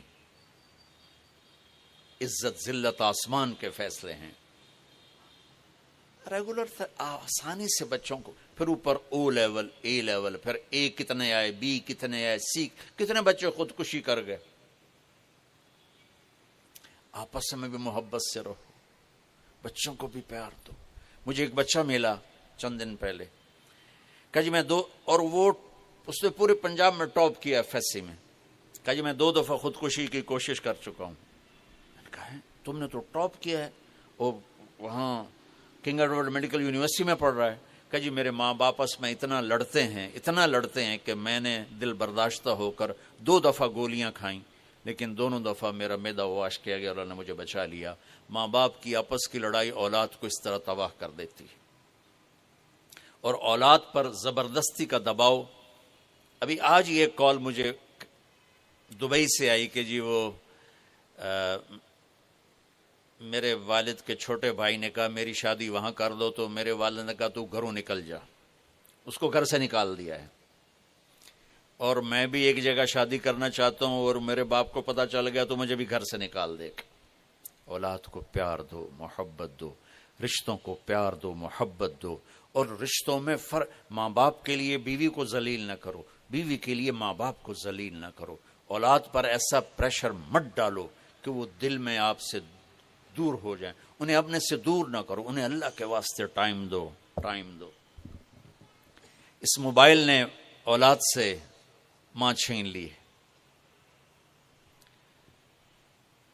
باپ چھین لیا ہے۔ گھر میں آ کر ماں بھی لگی ہوئی ہے یوٹیوب پر اور باپ بھی لگا ہوا ہے، اور بچہ ادھر سے آتا ہے تو ڈانٹ پڑتی، ادھر سے آتا ہے تو ڈانٹ پڑتی۔ ابھی ڈرامہ کی قسط مکمل نہیں ہوئی۔ آپ کی سب سے بڑی دولت آپ کی اولاد ہے۔ اللہ کے واسطے میں یہ نہیں کر رہا ہوں کہ یوٹیوب نہ دیکھو، ایک ضرورت کی چیز ہے، لیکن اللہ کے واسطے جب آپ بچوں کے ساتھ بیٹھو ہر چیز آف کر دو۔ اب گھر تشریف لائیں، موبائل فون آف کر دیں۔ اب آپ کے کاروبار کا ٹائم نہیں، اب یہ ٹائم آپ کے گھر والوں کا ہے، آپ کے بچوں کا ہے، آپ کی بیوی کا ہے۔ آپ کی بیوی آپ سے بات کر رہی ہوتی ہے، ایک دم گھنٹی بجتی ہے، آپ اس کو چھوڑ کے فون پہ چلے جاتے ہیں۔ یہ عزت نفس کو تباہ کر دینے والی چیز۔ خاوند بات کر رہا ہے، بیوی فون کان سے لگا لیتی، یہ عزت نفس کو توڑ دینے والی چیز ہے۔ بچہ آ کے بات کرتا ہے، ماں موبائل کو دیکھتے کہ بولو سن دی پئیاں بھو کی بھوکڑائی، اولاد برباد ہو جاتی۔ ہائے، آپ کو میرے اپنے نبی کی دو چیزیں بتاتا۔ جب میرے نبی کو اچھا بڑی بڑی سرکار میں نے پتہ ہی نہیں، یہ نہیں مجھے کہے گا نا مولانا تو بس میں اتنا ہی کروں گا۔ جی فرماؤ۔ اپنے نبی کے اخلاق دیکھنا۔ نہیں مجھے کہتا بھائی جان جی بولو۔ جب میرے نبی کو کوئی بلا تھا یا رسول اللہ، آپ بھی دیکھیں آپ بھی دیکھیں، وہ ایسے نہیں کرتے، وہ ایسے کرتے۔ کیا کہنا، پورا چہرہ دیتے تھے، پوری چھاتی دیتے تھے۔ ادھر سے کوئی بلا تھا یا رسول اللہ تو آپ پورا فل اس کو توجہ دیتے تھے۔ توجہ فرمائیں نہیں، آپ کہتے ہیں بھائی توجہ کرو، بھائی توجہ کرو۔ توجہ کا مطلب ہوتا ہے چہرہ ابو تھا میرے آلکار۔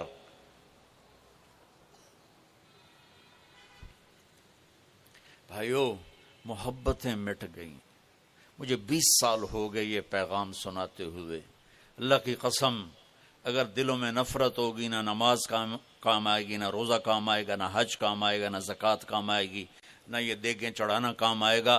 اگر دل صاف نہیں تو ہر شے برباد ہو جائے گی۔ دل صاف کرو۔ کمرہ صاف ستھرا ہو نا تو ایک چیئر پڑی ہوئی بھی خوبصورت نظر آتی ہے، اور کمرہ گندا ہو تو سونے کا تاروں کا قالین بچھا دو تو وہ بھی گندا ہو جائے گا۔ صاف دل کے ساتھ تھوڑی سی بھی بندگی کرو گے تو اللہ کو خوبصورت نظر آئے گی۔ غلیظ گندے دل کے ساتھ اگر کرو گے تو کیا اس میں خوبصورتی نظر آئے گی۔ اب بھائی اپنی نظریں کی حفاظت کرو۔ کیا مطلب بھائی کوئی مرد کسی غیر عورت کو نہ دیکھے، کوئی عورت کسی غیر مرد کو نہ دیکھے۔ یہ نظروں کی حفاظت کا چھوٹا سا جز ہے، چھوٹا سا۔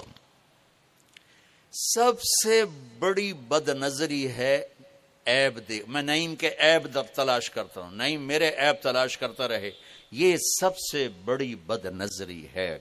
یہ آنکھوں کا پردہ اٹھ جائے نا اور جھکے نہیں تو یہ آنکھیں برباد ہو جاتی ہیں، گندگی پڑھ کے۔ جو لوگوں کے عیب دیکھتا ہے یا دیکھتی ہے اور ہر وقت خوبیوں میں بھی کمیاں دیکھتے رہتے ہیں تو ان کے دل کی آنکھیں برباد ہو جاتی، اندھے ہو جاتے۔ میں عرصے سے ایک پیغام سنا رہا ہوں، آؤ بھائی فرقہ واریت سے باہر آ جاؤ، تمہارا جو فرقہ ہے تمہیں مبارک ہو، پر مسلمان بن کے چلو۔ تمہارا جو مسلک ہے اس پہ چلو، پر اللہ کے واسطے امت بن کے چلو۔ ماں کو پیار دو۔ انسان سب سے زیادہ محبت کا بھوکا ہے، سب سے زیادہ۔ دنیا کی سب سے بڑی ڈیمانڈ 7 ارب انسانوں کی عادات الگ، خواہشات الگ، ضروریات الگ، لیکن 7 ارب انسانوں کی ایک ڈیمانڈ مشترک ہے، یہ عورتوں یا مردوں، کہ مجھے محبت ملے، مجھے عزت ملے، مجھے محبت ملے، مجھے عزت ملے۔ بھائیو، اپنے رمضان کو اگر قیمتی بنانا ہے تو یہ میری آخری نصیحت صرف رمضان کے لیے نہیں ہے، پوری زندگی کے لیے دلوں کو صاف کرنا، دل کو صاف کر۔ ایک حدیث سنا تو میرے نبی نے فرمایا، میرے بیٹے انس، میری ایک بہت بڑی سنت ہے، یہ بہت بڑی کا لفظ داڑھی پہ نہیں کہا، پگڑی پہ نہیں کہا، میرے بیٹے انس میری ایک بہت بڑی سنت ہے، اگر تو اس پہ عمل کر گیا تو تو جنت میں میرا ساتھی ہو جائے گا۔ وہ یہ ہے کہ صبح شام اپنے دل کو سب کی نفرت سے پاک کر دو، سب کی نفرت سے پاک کر دو۔ لوگ زیادتی کریں گے، عورتیں عورتوں پر زیادتی کریں گی، مرد مردوں پہ زیادتی کریں گے، اللہ کے لیے معاف کر دو، اللہ کے لیے معاف کر دو، اللہ کے لیے معاف کر دو، تو آپ دیکھو گے آپ کی زندگی دنیا میں جنت بن جائے۔ سب سے حسن سلوک ڈیمانڈ ہے، اور خاص طور پر آپ ان سے نوکرانیوں سے، نوکروں سے ہمارے ماحول میں بہت بدتمیزی ہوتی، چلو دروازہ کھول، چلو چائے لے کے آ۔ آپ یوں بھی کہہ سکتے ہیں، پیارے چائے لے کے آ جاؤ، پیارے دروازہ کھول دو، تو غریب کا دل ایڈا بڑا ہو جائے گا۔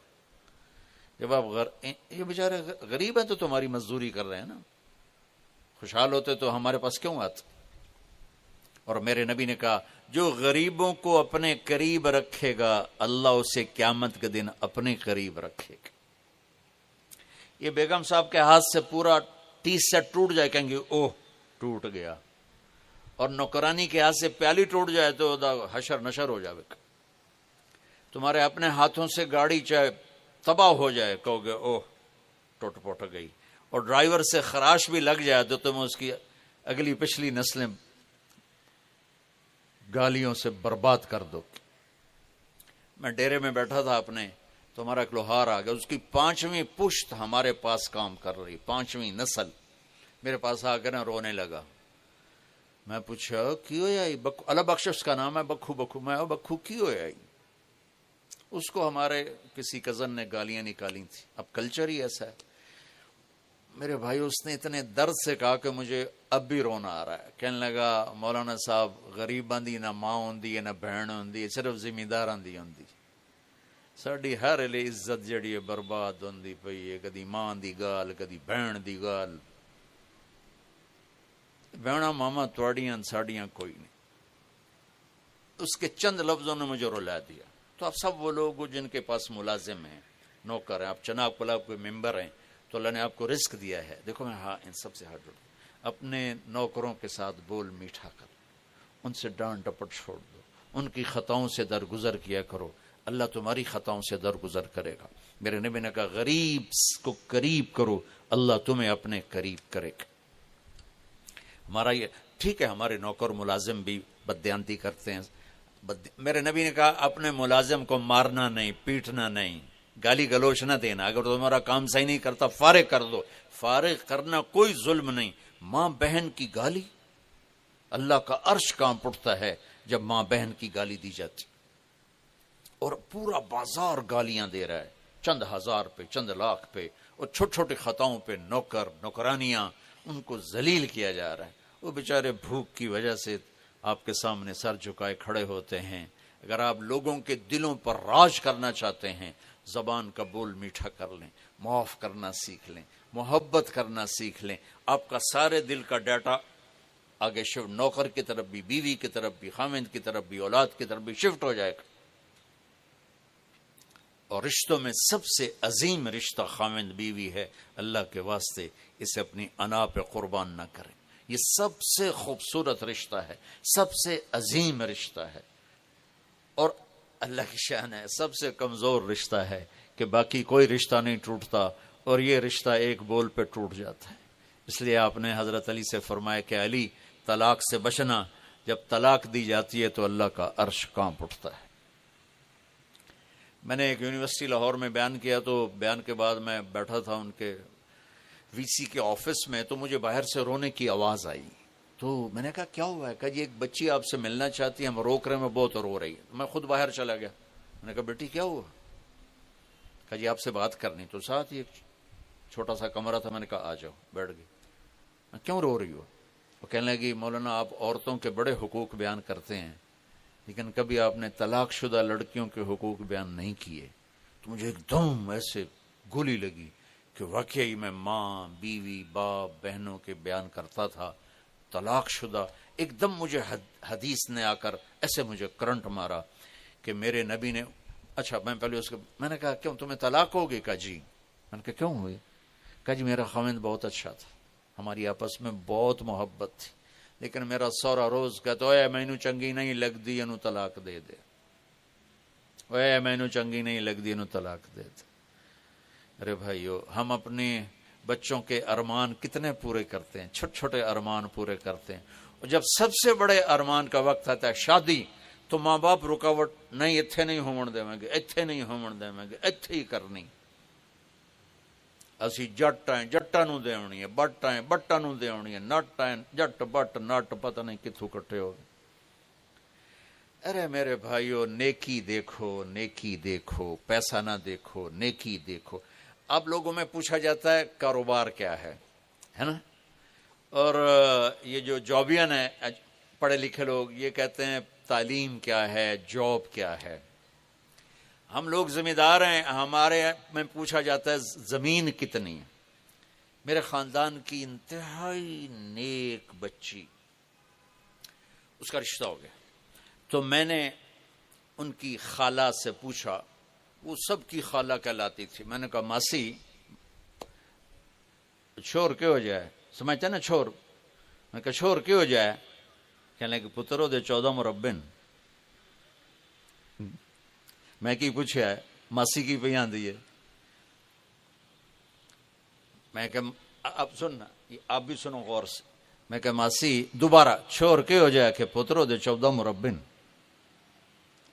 میں تیسری باری میں کہا ماسی میں زمینہ نہیں پوچھتا پیا چھوڑ کے ہو جائے کہ پتر تینوں دسی تا جانی ہے 14 مربن ہور کی دساں. میں کہا مربیاں نال انہوں ٹورنا یا بندے نال ٹورنا ہی. سال بعد طلاق ہوگی. بھائیو، آدمی پیسے سے بڑا نہیں بنتا، مالدار بنتا ہے. عورت پیسے سے بڑی نہیں بنتی، مالدار بنتی ہے. بڑا وہ ہے جس میں صفات ہوں، بڑی وہ ہے جس میں صفات ہوں. تو ان رشتوں کو عزت دو. چھوٹا بننا سیکھو، اللہ بڑا کر دے گا. کسی سر نگو سی ٹہنی پہ رکھیں گے 4 دن کے، نہ بلند شاخ ہوگی نہ گرے گا آشیانہ. چھوٹا بننا سیکھ لو، اللہ بڑا کر دے گا. معاف کرنا سیکھ لو، اللہ عزت دے دے گا. درگزر کرنا سیکھ لو، اللہ ٹھنڈک پہنچا دے گا. اپنے نبی کی زندگی پڑھو، اپنی اولاد، اپنے بھائی. دیکھو ہمارے ملک میں بہنوں کو حق نہیں ملتا، حق دیا کرو. میں اس کو بیان کرتا رہتا ہوں، تو بہت سے لوگوں نے ماشاءاللہ اپنی بہنوں کو حق دیا. تو ایک دفعہ ایک ذمہ دار میرے پاس آیا، کہنے لگا جی تھوڑے بیان سن کے، اچھا ہمارے ہاں کوئی، ہمارے ذمہ داروں میں کوئی بہن اپنے بھائیوں سے باپ کی زمین کا حصہ مانگ لے تو اس کو وہ ذلیل کرتے ہیں کہ کوئی کتے کو ایسے ذلیل نہیں سمجھتا جیسے اس لڑکی کو ذلیل سمجھتا. اس سے بائیکاٹ کر دیتے. وہ عام طور پر جلی انگوٹھے لگوا کے پٹواری کو رشوت دے کے زمین اپنے نام لگا لیتے. تو میرا بیان سنا، ایک منڈی بہودین کا تھا، میرے پاس آیا، کہنے لگا میں اپنی بہن نو بلایا، میں کہا اپنا لے لے زمین لے لے اپنی. تو وہ کہنے لگے نہیں بھائی بس میں دے چھڑی، بس میں دے چھڑی. میں نے کہا اچھا میں تیرے نام کرا دیتا ہوں، اس کے بعد تم خوشی سے مجھے واپس کرو گی تو میں لے لوں گا. انہوں نے کہا ٹھیک. جب اس کا نام ہو گئی نا، کہ میں تو کر گیا. میں کہا ہن کی خیال ہے، دینی ہے کہ نہیں؟ میرے اپنے نکے نکے بال ہیں، میں کیوں دوں؟ آئیو، بچیاں بہت قیمتی دولت ہے. میرے نبی کو اللہ نے بچیاں ہی دی، اور کیا میرے نبی نے ان کو محبت سے پالا. ایک حدیث یاد آ گئی، میرے نبی نے کہا یہ جو میرے مدینے کے صحابہ ہیں نا، یہ بڑے عالی شان لوگ ہیں۔ کس بات پہ عالی شان ہے؟ تہجد بڑی پڑھ دیں، روزے بڑے رکھ دیں۔ آپ سب سنیں، سسر بھی بیٹھے ہوں گے، ساسیں بھی بیٹھی ہوں گی، بہویں بھی بیٹھی ہوں گی۔ میرے نبی نے فرمایا یہ میرے مدینے والے بڑے عالی شان لوگ۔ کس وجہ سے یا رسول اللہ؟ کہا یہ جب کسی کی بیٹی کو لے آتے ہیں نا بیاہ کے، تو وہ بچی اپنے سسرال میں جا کے ایسے ہوتی ہے کہ اسے پتہ ہی نہیں چلتا میں سسرال میں ہوں یا ماں باپ کے گھر میں ہوں، اتنی محبت دیتے۔ اللہ کے واسطے اپنی معاشرت کو ٹھیک کرو، زبان کے بول محبت سے بھر لو، ان کو شہد لگا لو، گالیاں تانے طنز نکال دو اللہ کے واسطے۔ میں آپ کو نہیں کہتا ہوں اتنے نفل پڑھو، اتنے تہجد پڑھو، اتنے نفلی روزے رکھو، اتنے حج عمرے کرو۔ محبت محبت محبت، اس بول سے محبت پیدا ہوتی ہے، اسی بول سے نفرت پیدا ہوتی ہے۔ اولاد کو عزت دو، پھر عزت واپس آئے گی۔ یہ میرے نبی کا گھر، اور جہاں یہ ہماری بہن بیٹھی ہیں یہاں میرے نبی کی بیٹی کا گھر حضرت فاطمہ، 4 قدم دا فاصلہ ہے۔ آنا جانا کبھی کبھی نہیں، ہر روز یا دوسرے دن تیسرے دن۔ اور میرے نبی کا پروٹوکول کیا تھا بیٹی کے لیے؟ آپ زمین میں کبھی بیٹھے ہوتے تھے، کبھی آپ چیئر پہ ہوتے تھے، کرسی تھی میرے نبی کے گھر میں، کبھی آپ چارپائی پہ۔ جب جنت کی عورتوں کے سردار گھر میں انٹر ہوتی وہ دروازہ اور یہ میرے نبی بیٹھے ہیں، تو آپ آگے نہیں آنے دیتے تھے، ایک دم کھڑے ہو جاتے تھے اور بھاگ کے آگے جاتے تھے تیزی سے، اور جا کر اپنی بیٹی کا ہاتھ پکڑ لیتے تھے، پھر ان کا بیٹی کا ہاتھ چومتے تھے، پھر ہاتھ پکڑے پکڑے پکڑے پکڑے پہلے بیٹی کو بٹھاتے پھر خود بیٹھتے تھے۔ ہمارا ہندو معاشرہ ہے، ہندوستان میں اسلام آیا عبادت کی حد تک، معاشرت کو ٹچ نہیں کر سکے۔ ہماری معاشرت ہندوانہ ہے۔ میں ایک دفعہ اپنے استاد محترم رحمت اللہ علیہ مولانا جمشید صاحب کے لیے شہد کی بوتل لے، اس لیے شہد کی بوتل 10 روپے دیا۔ میں نے کہا حضرت یہ آپ کے لیے ہدیہ لایا ہوں شہد۔ کہنے کہ کہاں سے لائے ہو؟ میں نے کہا جی میرے اپنے باغ کا ہے۔ سنو آپ، میرے استاد کہنے لگے تیرے باپ نے اپنی بہنوں کو زمین میں سے حصہ دیا تھا؟ تیرے باپ نے اپنی بہنوں کو زمین میں سے حصہ دیا تھا؟ یعنی اگر دیا تھا تو پھر یہ شہد لیتا ہوں، اگر نہیں دیا تھا پھر زمین ہی حلال نہیں تو شہد کیوں حلال ہے؟ میں کہا استاد جی اللہ کا شکر ہے میرے باپ کی بہن ہی کوئی نہیں تھی، بس 2 بھرا موجہ نال ونڈ لی آپس۔ کہنے کہ اچھا تیرے دادے نے اپنی بہنوں کو حصہ دیا تھا؟ میں نے کہا حضور میں اس کو پیدا ہی نہیں ہوا تھا، مینوں پتہ ہی کوئی نہیں، میں تو دادے نو ویکھیا ہی کوئی۔ تو کہنے کہ ٹھیک رکھ دو۔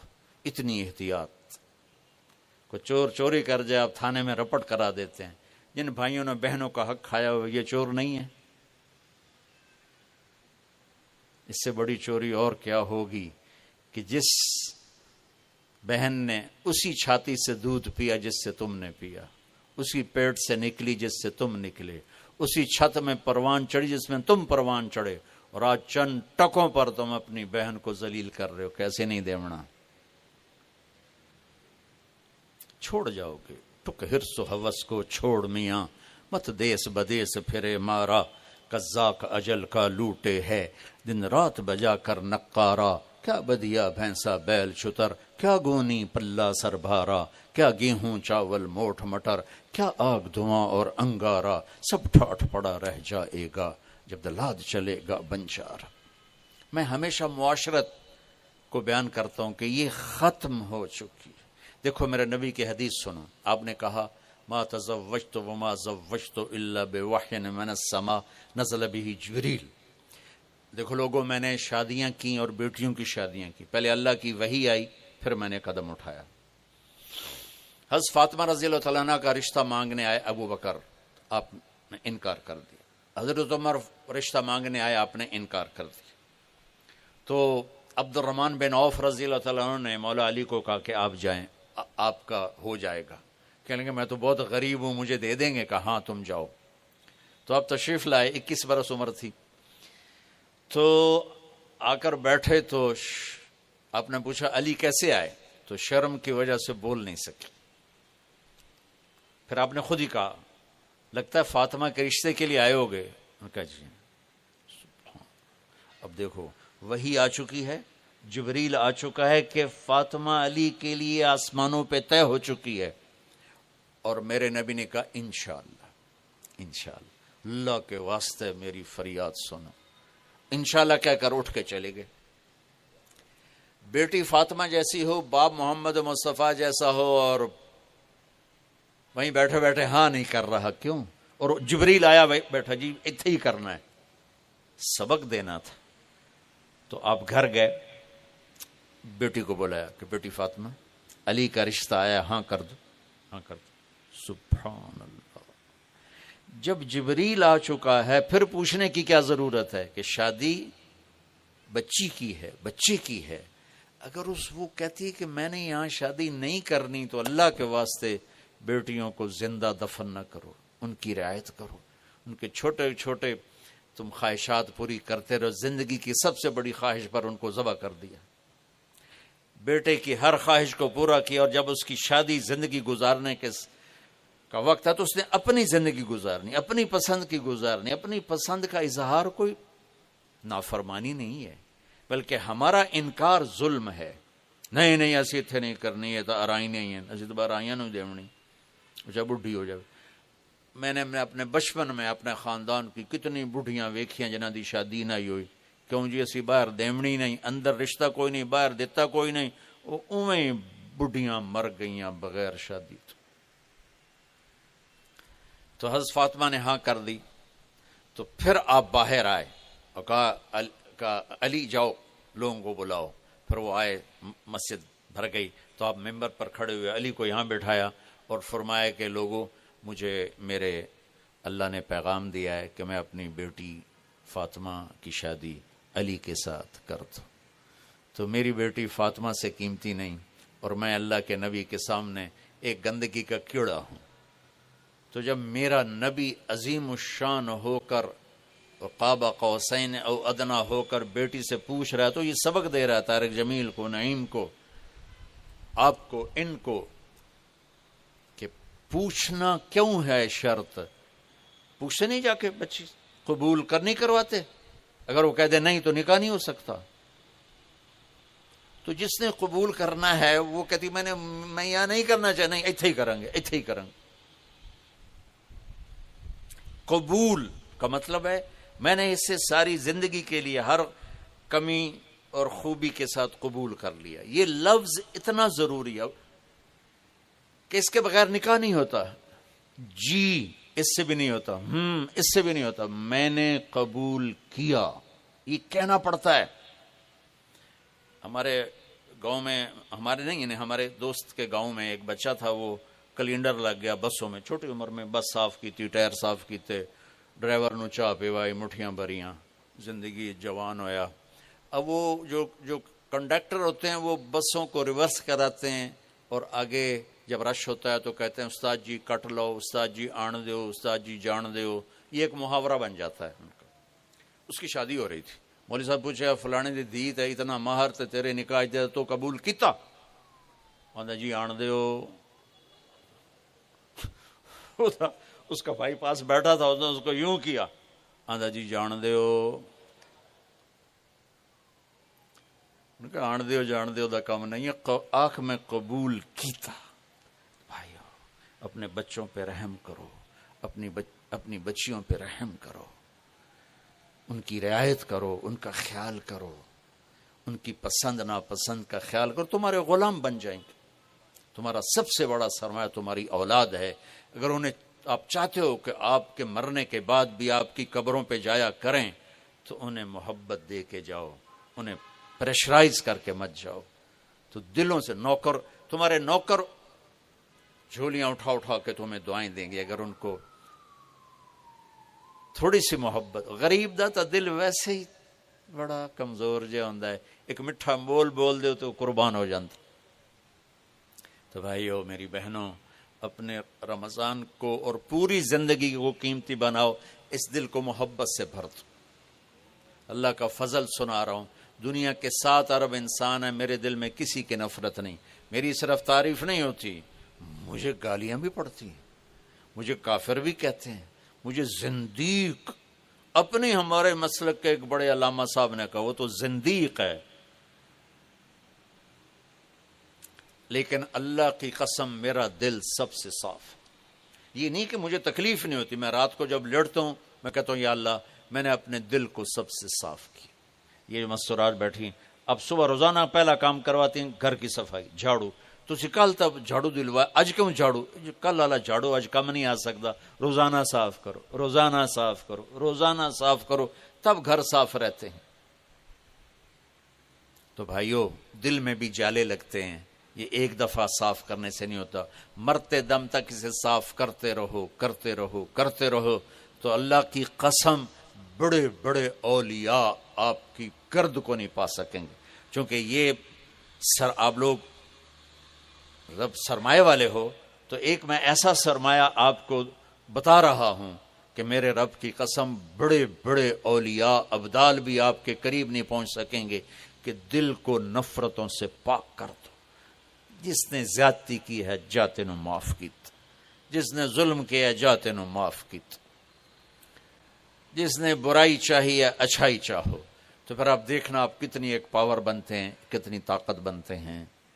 تو میں یہ آخری میرا پیغام ہے کہ آؤ ہم امت بن کے رہیں، محبت سے چلیں، ایک دوسرے کو عزت دیں، رشتوں کی قدر کریں، اولاد پہ ایسا پریشر نہ ڈالیں کہ وہ ان کے اندر میں نفرت پیدا ہو جائے، بیوی کو ایسا ذلیل نہ کریں کہ وہ الگ بیٹھ کے آنسو بہائے، بیوی خامند کے ساتھ ایسی بدتمیزی نہ کرے کہ وہ مر جانے کی تمنا کرے، ماں باپ سسرال ساس سسر بہو پہ ایسا پریشر نہ ڈالیں کہ اس بیچاری کی زندگی اجیرن ہو جائے، ماں باپ بیٹی کی شادی کرنے کے بعد اسے خامند کے حوالے کریں، پیچھے سے ڈکٹیشن نہ دیں، ورنہ اپنی بیٹی کا گھر، کتنے بچیوں کے گھر برباد ہو گئے کہ وہ نادان ماں باپ کو کی سنتی رہیں، خامند کی سنی نہیں، گھر ٹوٹ گیا۔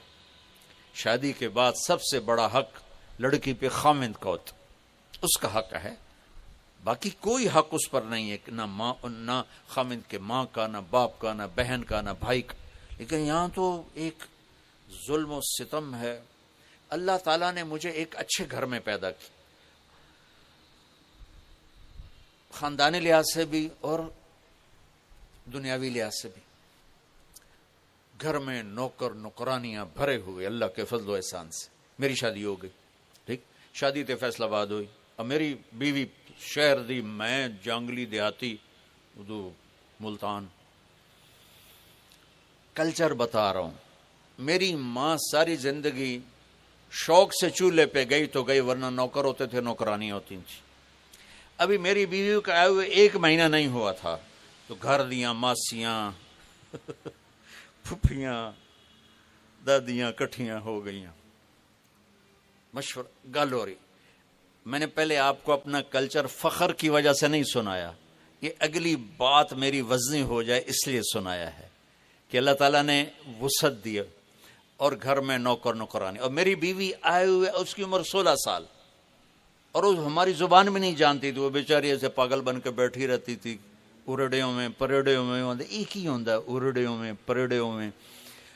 تو اب سارا گھر کٹھا، مستورات، ہن مقدمہ پیش ہو رہا ہے، کی جی تیری بیگم سارا دن بیٹھی منجے تے ٹھک کے بیٹھی ہوندی، تینوں پتہ تیری ماں چولہے تے سڑدی پئی ہوندی، تیری بیگم منجی تے ٹھک تے بیٹھی ہوندی۔ میں ہس پیا، میں کہ میری ماں چولہے تے کداں سڑی، میں تو اسے دے پیٹ چ جمیا، کداں سڑی میں دسو تے صحیح۔ او خدا دا نا میری بیگم نو چھڑ دیو، او میری ماں نو تو پتہ ہی نہیں پکاونا کیویں۔ یہ میرا کلچر ہے، یہ ہمارا دیس کا کلچر ہے، اسے اسلامی کلچر بناؤ۔ دیکھو اگر بچی آ کر خامند سے مطالبہ کرے مجھے الگ گھر لے کر دو تو یہ نافرمانی نہیں ہے۔ اگر آپ مالدار ہیں اپنے بیٹے کے لیے گھر بناؤ، اس میں اس کی بیوی کی ڈولی اتارو، یہ بچی نافرمان نہیں ہے، اس سے شریعت کا حق ہے اس کا۔ وہ کہتا نہیں میرے پاس تو اتنے پیسہ نہیں، تو پھر ایسا کرو کرائے پر لے کر دے دو۔ وہ کہتا نہیں مجھے اس کی بھی گنجائش نہیں، تو پھر اس بیوی کا حق کے واجب 1 کمرہ، 1 ٹوائلٹ، 1 کچن، یہ اس آنے والی بچی کا حق کے واجب ہے کہ اس کو آئسولیشن چاہیے، وہ باہر سے آئی ہے، تھوڑی اس کو اپنی تنہائی میں راحت چاہیے، لہٰذا یہ حق کے واجب ہے، ایک کمرہ ہو، ایک ٹوائلٹ ہو، ایک کچن ہو۔ اگر وہ یہ بھی نہیں کر سکتا تب وقت انشاءاللہ تسبیح پڑھو تے روزے رکھو، شادی نہ کرو، اللہ دا نائی نے کسی دی دھی نو برباد نہ کرو۔ نہیں تو میری ماں دے اگو بول ہی نہیں سکنی، تو میرے پیو دے اگو سر نہیں چاہ سکنی۔ ارے بھائیو، اللہ کے واسطے ہندو معاشرت سے باہر نکلو، ہندو معاشرت سے باہر نکلو، ہندو معاشرت سے باہر نکلو۔ محبتیں پھیلاؤ، محبتیں سیکھو، اللہ کی قسم صرف فرض پورے کر دو نا، بڑے بڑے نفلوں والے تمہارے پیچھے پھرتے ہوں گے قیامت کے دن۔ تو سارے بھائی نیت کرتے ہو، جب اللہ آپ کو ہمت دے تو تبلیغ میں کچھ وقت لگانا، انشاءاللہ بہت فائدہ ہوگا۔ درود شریف پڑھو، اللہم لک الحمد کما انت اہلہ، فصلی علی محمد کما انت اہلہ، وافعل بنا ما انت اہلہ، انک اہل التقوی و اہل المغفرہ، ربنا آتنا فی الدنیا حسنہ وفی الآخرۃ حسنۃ وقنا عذاب النار۔ یا اللہ، رمضان کی آمد ہے، اپنے خزانوں سے یا اللہ ہمیں اس کے قدردانی کی توفیق نصیب فرما۔ یا اللہ ہمیں روزے بھی نصیب فرما، تراویح بھی نصیب فرما، اور یا اللہ لیلۃ القدر بھی نصیب فرما، اور یا اللہ اس میں ہمارے گناہوں کو معاف فرما۔ پوری امت کو رمضان کی برکتیں نصیب فرما۔ جو ماں باپ کے نافرمان ہیں انہیں توبہ کی توفیق دے دے، جو شراب کے عادی ہیں انہیں جام توڑنے کی توفیق دے دے، جو رشتے ناتے توڑ کے بیٹھے ہیں انہیں جڑ کے چلنے والی کی توفیق دے دے، جو دل میں نفرتیں پال کے بیٹھے ہیں ان کی نفرتوں سے ان کے دلوں کو دھو دے، صاف کر دے۔ یا اللہ میرے دیس میں مذہب کی نفرت بہت زیادہ ہے، ہمیں امت بنا دے، ہمیں مسلمان بنا دے، ہمیں ان فرقہ واریت سے نکال کر غلام مصطفیٰ بنا دے، غلام محمد بنا دے، غلام محمد بنا دے، ہمیں کلمے پر جوڑ دے یا اللہ۔ اور جو لوگ فرقہ واریت کو پھیلا رہے ہیں اور متعصب ممبر سے متعصب تقریریں کر رہے ہیں، یا اللہ وہ تیرے محبوب کی امت کے دشمن ہیں، تو ان کو ہدایت نصیب فرما، ہدایت نصیب فرما، ہدایت نصیب فرما، اور سب کو امت بنا دے میرے مولا۔ آج تو مسجدیں بھی یہ فلاں کی مسجد، یہ فلاں کی مسجد، تیری مسجد تو کوئی نظر ہی نہیں آتی، سب پہ بورڈ لگے ہوئے ہیں، یہ فلاں فرقے والے ہیں، یہ فلاں فرقے والے ہیں۔ یا اللہ ہمیں فرقوں سے نکال کر امت بنا دے، ان مستورات کو، ان بچیوں کو، ان بھائیوں کو، ان بڑوں کو، ہم سب ایک امت بن کے تیری بارگاہ میں پیش ہوں۔ ہماری پہچان امت بنا دے، ہماری پہچان مومن بنا دے، ہماری پہچان مسلم بنا دے، ہماری پہچان قرآن بنا دے، ہماری پہچان اسلام بنا دے، ہماری پہچان ایمان بنا دے۔ یا اللہ ہمیں شیطان نے توڑ کے رکھ دیا، کہیں قوموں کی نفرت، کہیں پیشوں کی نفرت، کہیں مذہب اور فرقوں کی نفرت۔ یا اللہ ہم تو تھک گئے ہیں، ہدایت تو تیرے ہاتھ میں ہے، دل کی چابیاں تیرے ہاتھ میں ہے، تو جس کے دل کو روشن کر دے یا اللہ اسے کوئی اندھیرے میں نہیں لے سکتا، جس کو تو اندھیرے میں ڈال دے اسے کوئی روشن نہیں کر سکتا۔ میرے مولا تو نے ابو جہل کے بیٹے اکرمہ کو رضی اللہ عنہ بنا دیا، تو نے حمزہ کے قاتل ویشی کو رضی اللہ عنہ بنا دیا۔ میرے مولا ہم تیرے محبوب کی امت ہیں اور بکھرے پڑے ہیں اور ٹوٹے پڑے ہیں اور تباہ حال ہیں۔ مائیں روتی ہیں کہ اولاد ان کے دودھ پلانے کو بھول گئے، والد روتے ہیں اپنے باپ سے، اپنے بچوں سے ڈر رہے ہوتے ہیں جب وہ جوان ہو جاتے ہیں کہیں میرے گریبان پہ ہاتھ نہ ڈال دے۔ بیویاں خامدوں کے ہے سب و شتم سے دل برداشتہ ہیں، خاوند بیویوں کی بدتمیزی سے دل برداشتہ ہیں، عوام حکمرانوں سے دل برداشتہ ہے، مظلوم ظالم کے سامنے پس رہا ہے، ہماری عدالتیں بھی ظلم بیچنے والی بن گئیں۔ یا اللہ تو مہربانی فرما دے، اتنی بڑی گمراہی تیرے سوا کوئی دور نہیں کر سکتا۔ ہمارا غریب بھی چوری کرتا ہے، بددیانتی کرتا ہے، ہمارا مالدار بھی بددیانت ہے۔ یا اللہ اپنے حبیب کے صدقے اس امت کو سچ نصیب فرما، دیانتداری نصیب فرما، اولادوں کو ماں باپ کی ٹھنڈک بنا، خاوند کو بیوی کی ٹھنڈک بنا، بیوی کو خاوند کی ٹھنڈک بنا، اولاد کو ماں باپ کی آنکھوں کی ٹھنڈک بنا، ماں باپ کو اولاد کی آنکھوں کی ٹھنڈک بنا، مالداروں کو غریبوں کے لیے رحم دل بنا دے، نوکروں والوں کو نوکروں کے لیے رحم دل بنا دے، زبان کے بول کی کڑواہٹ کو نکال کے مٹھاس نصیب فرما دے، آپس کی نفرتوں کو محبت میں تبدیل فرما دے، آنے والے رمضان کی ہمیں یا اللہ اکرام اور اس کے استقبال کی توفیق دے، ہمارے روزے پورے ہو جائیں، ہماری تراویح پوری ہو جائے، جو آپس میں لڑے ہوئے ہیں رمضان آنے سے پہلے ان کی صلح کرا دے تاکہ ان کے روزے قبول ہو سکیں، جن کے دلوں میں نفرت کینہ ہے اس کو دھو دے، صاف کر دے تاکہ تیری رحمت کی چھاؤں میں وہ سب لوگ آ جائیں۔ یا اللہ یہ سارے آنے والے بھائی بہن یہ سب یا اللہ وسعت کشادہ لوگ ہیں لیکن تیری بات کے لیے اتنے جمع ہوئے ہیں، تو ان کو اپنے خزانوں سے جزائے خیر نصیب فرما، ان کو اپنے خزانوں سے جزائے خیر نصیب فرما، انہیں ان کی اولادوں کو آباد شاداب نحال فرما، کوئی کسی قسم کی پریشانی میں ہے تو اسے دور فرما، جو بیمار ہو گئے ہیں انہیں اپنے خزانوں سے صحت کاملہ نصیب فرما، جن کے بچے بچیوں کے رشتے نہیں ہو رہے ان کے غیب سے بہتر رشتے مقدر فرما، جو سود میں پھنس گئے انہیں اس سے نکال لے، جو قرضوں میں جکڑے گئے انہیں اس سے نکال لے، اور یا اللہ جو ہمارے عزیز مر کے تیرے پاس آ گئے ان کی قبروں کو ٹھنڈا فرما دے، روشن فرما دے، اور یا اللہ جب ہمارے جانے کا وقت آئے تو ایمان کی سلامتی صحت عافیت کے ساتھ ہماری واپسی مقدر فرما، یا اللہ ہمیں دکھ دردوں والی موت سے بچا، یا اللہ ہمیں موذی بیماریوں والی موت سے بچا، یا اللہ ہمیں ہسپتال کی موت سے بچا، یا اللہ ہمیں حادثاتی موت سے بچا، ہنستے کھیلتے عافیت کے ساتھ کلمہ پڑھتے ہوئے اپنی بارگاہ میں حاضر ہونے کی توفیق نصیب فرما۔ ان تمام دوستوں کو جنہوں نے اس ساری محفل کا انتظام کیا ہے اپنے خزانوں سے بہترین جزا عطا فرما، یہ جو کیمرہ والے آئے ہیں، یہ جو ٹی وی والے آئے ہیں، یہ جو سپیکر والے ہیں، ان کو بھی یا اللہ اپنے خزانوں سے دنیا اور آخرت کی ہر خیر نصیب فرما، جو باہر چوکیدار پہرا دے رہے ہیں، جو یہاں پہرا دے رہے ہیں، جو کھانا بنا رہے ہیں مہمانوں کا، انہیں بھی آباد شاداب نحال فرما، اور اس جناب کلب کو یا اللہ لغویات سے بچا، اسے خیر کا ذریعہ بنا، یہاں خیر کی محفلیں قائم فرما، شر کی محفلوں سے ان کو پاک فرما، اس کلب کو ایک مثالی کلب بنا دے جہاں سے دین پھیلے، ایسی ان کو ہمت اور توفیق نصیب فرما دے۔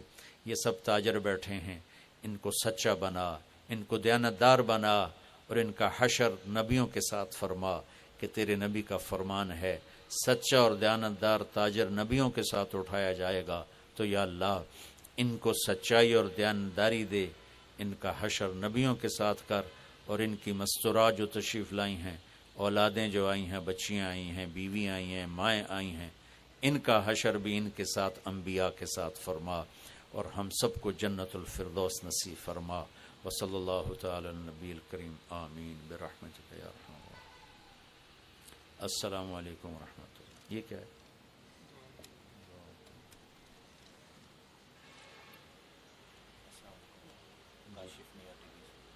کاشف میں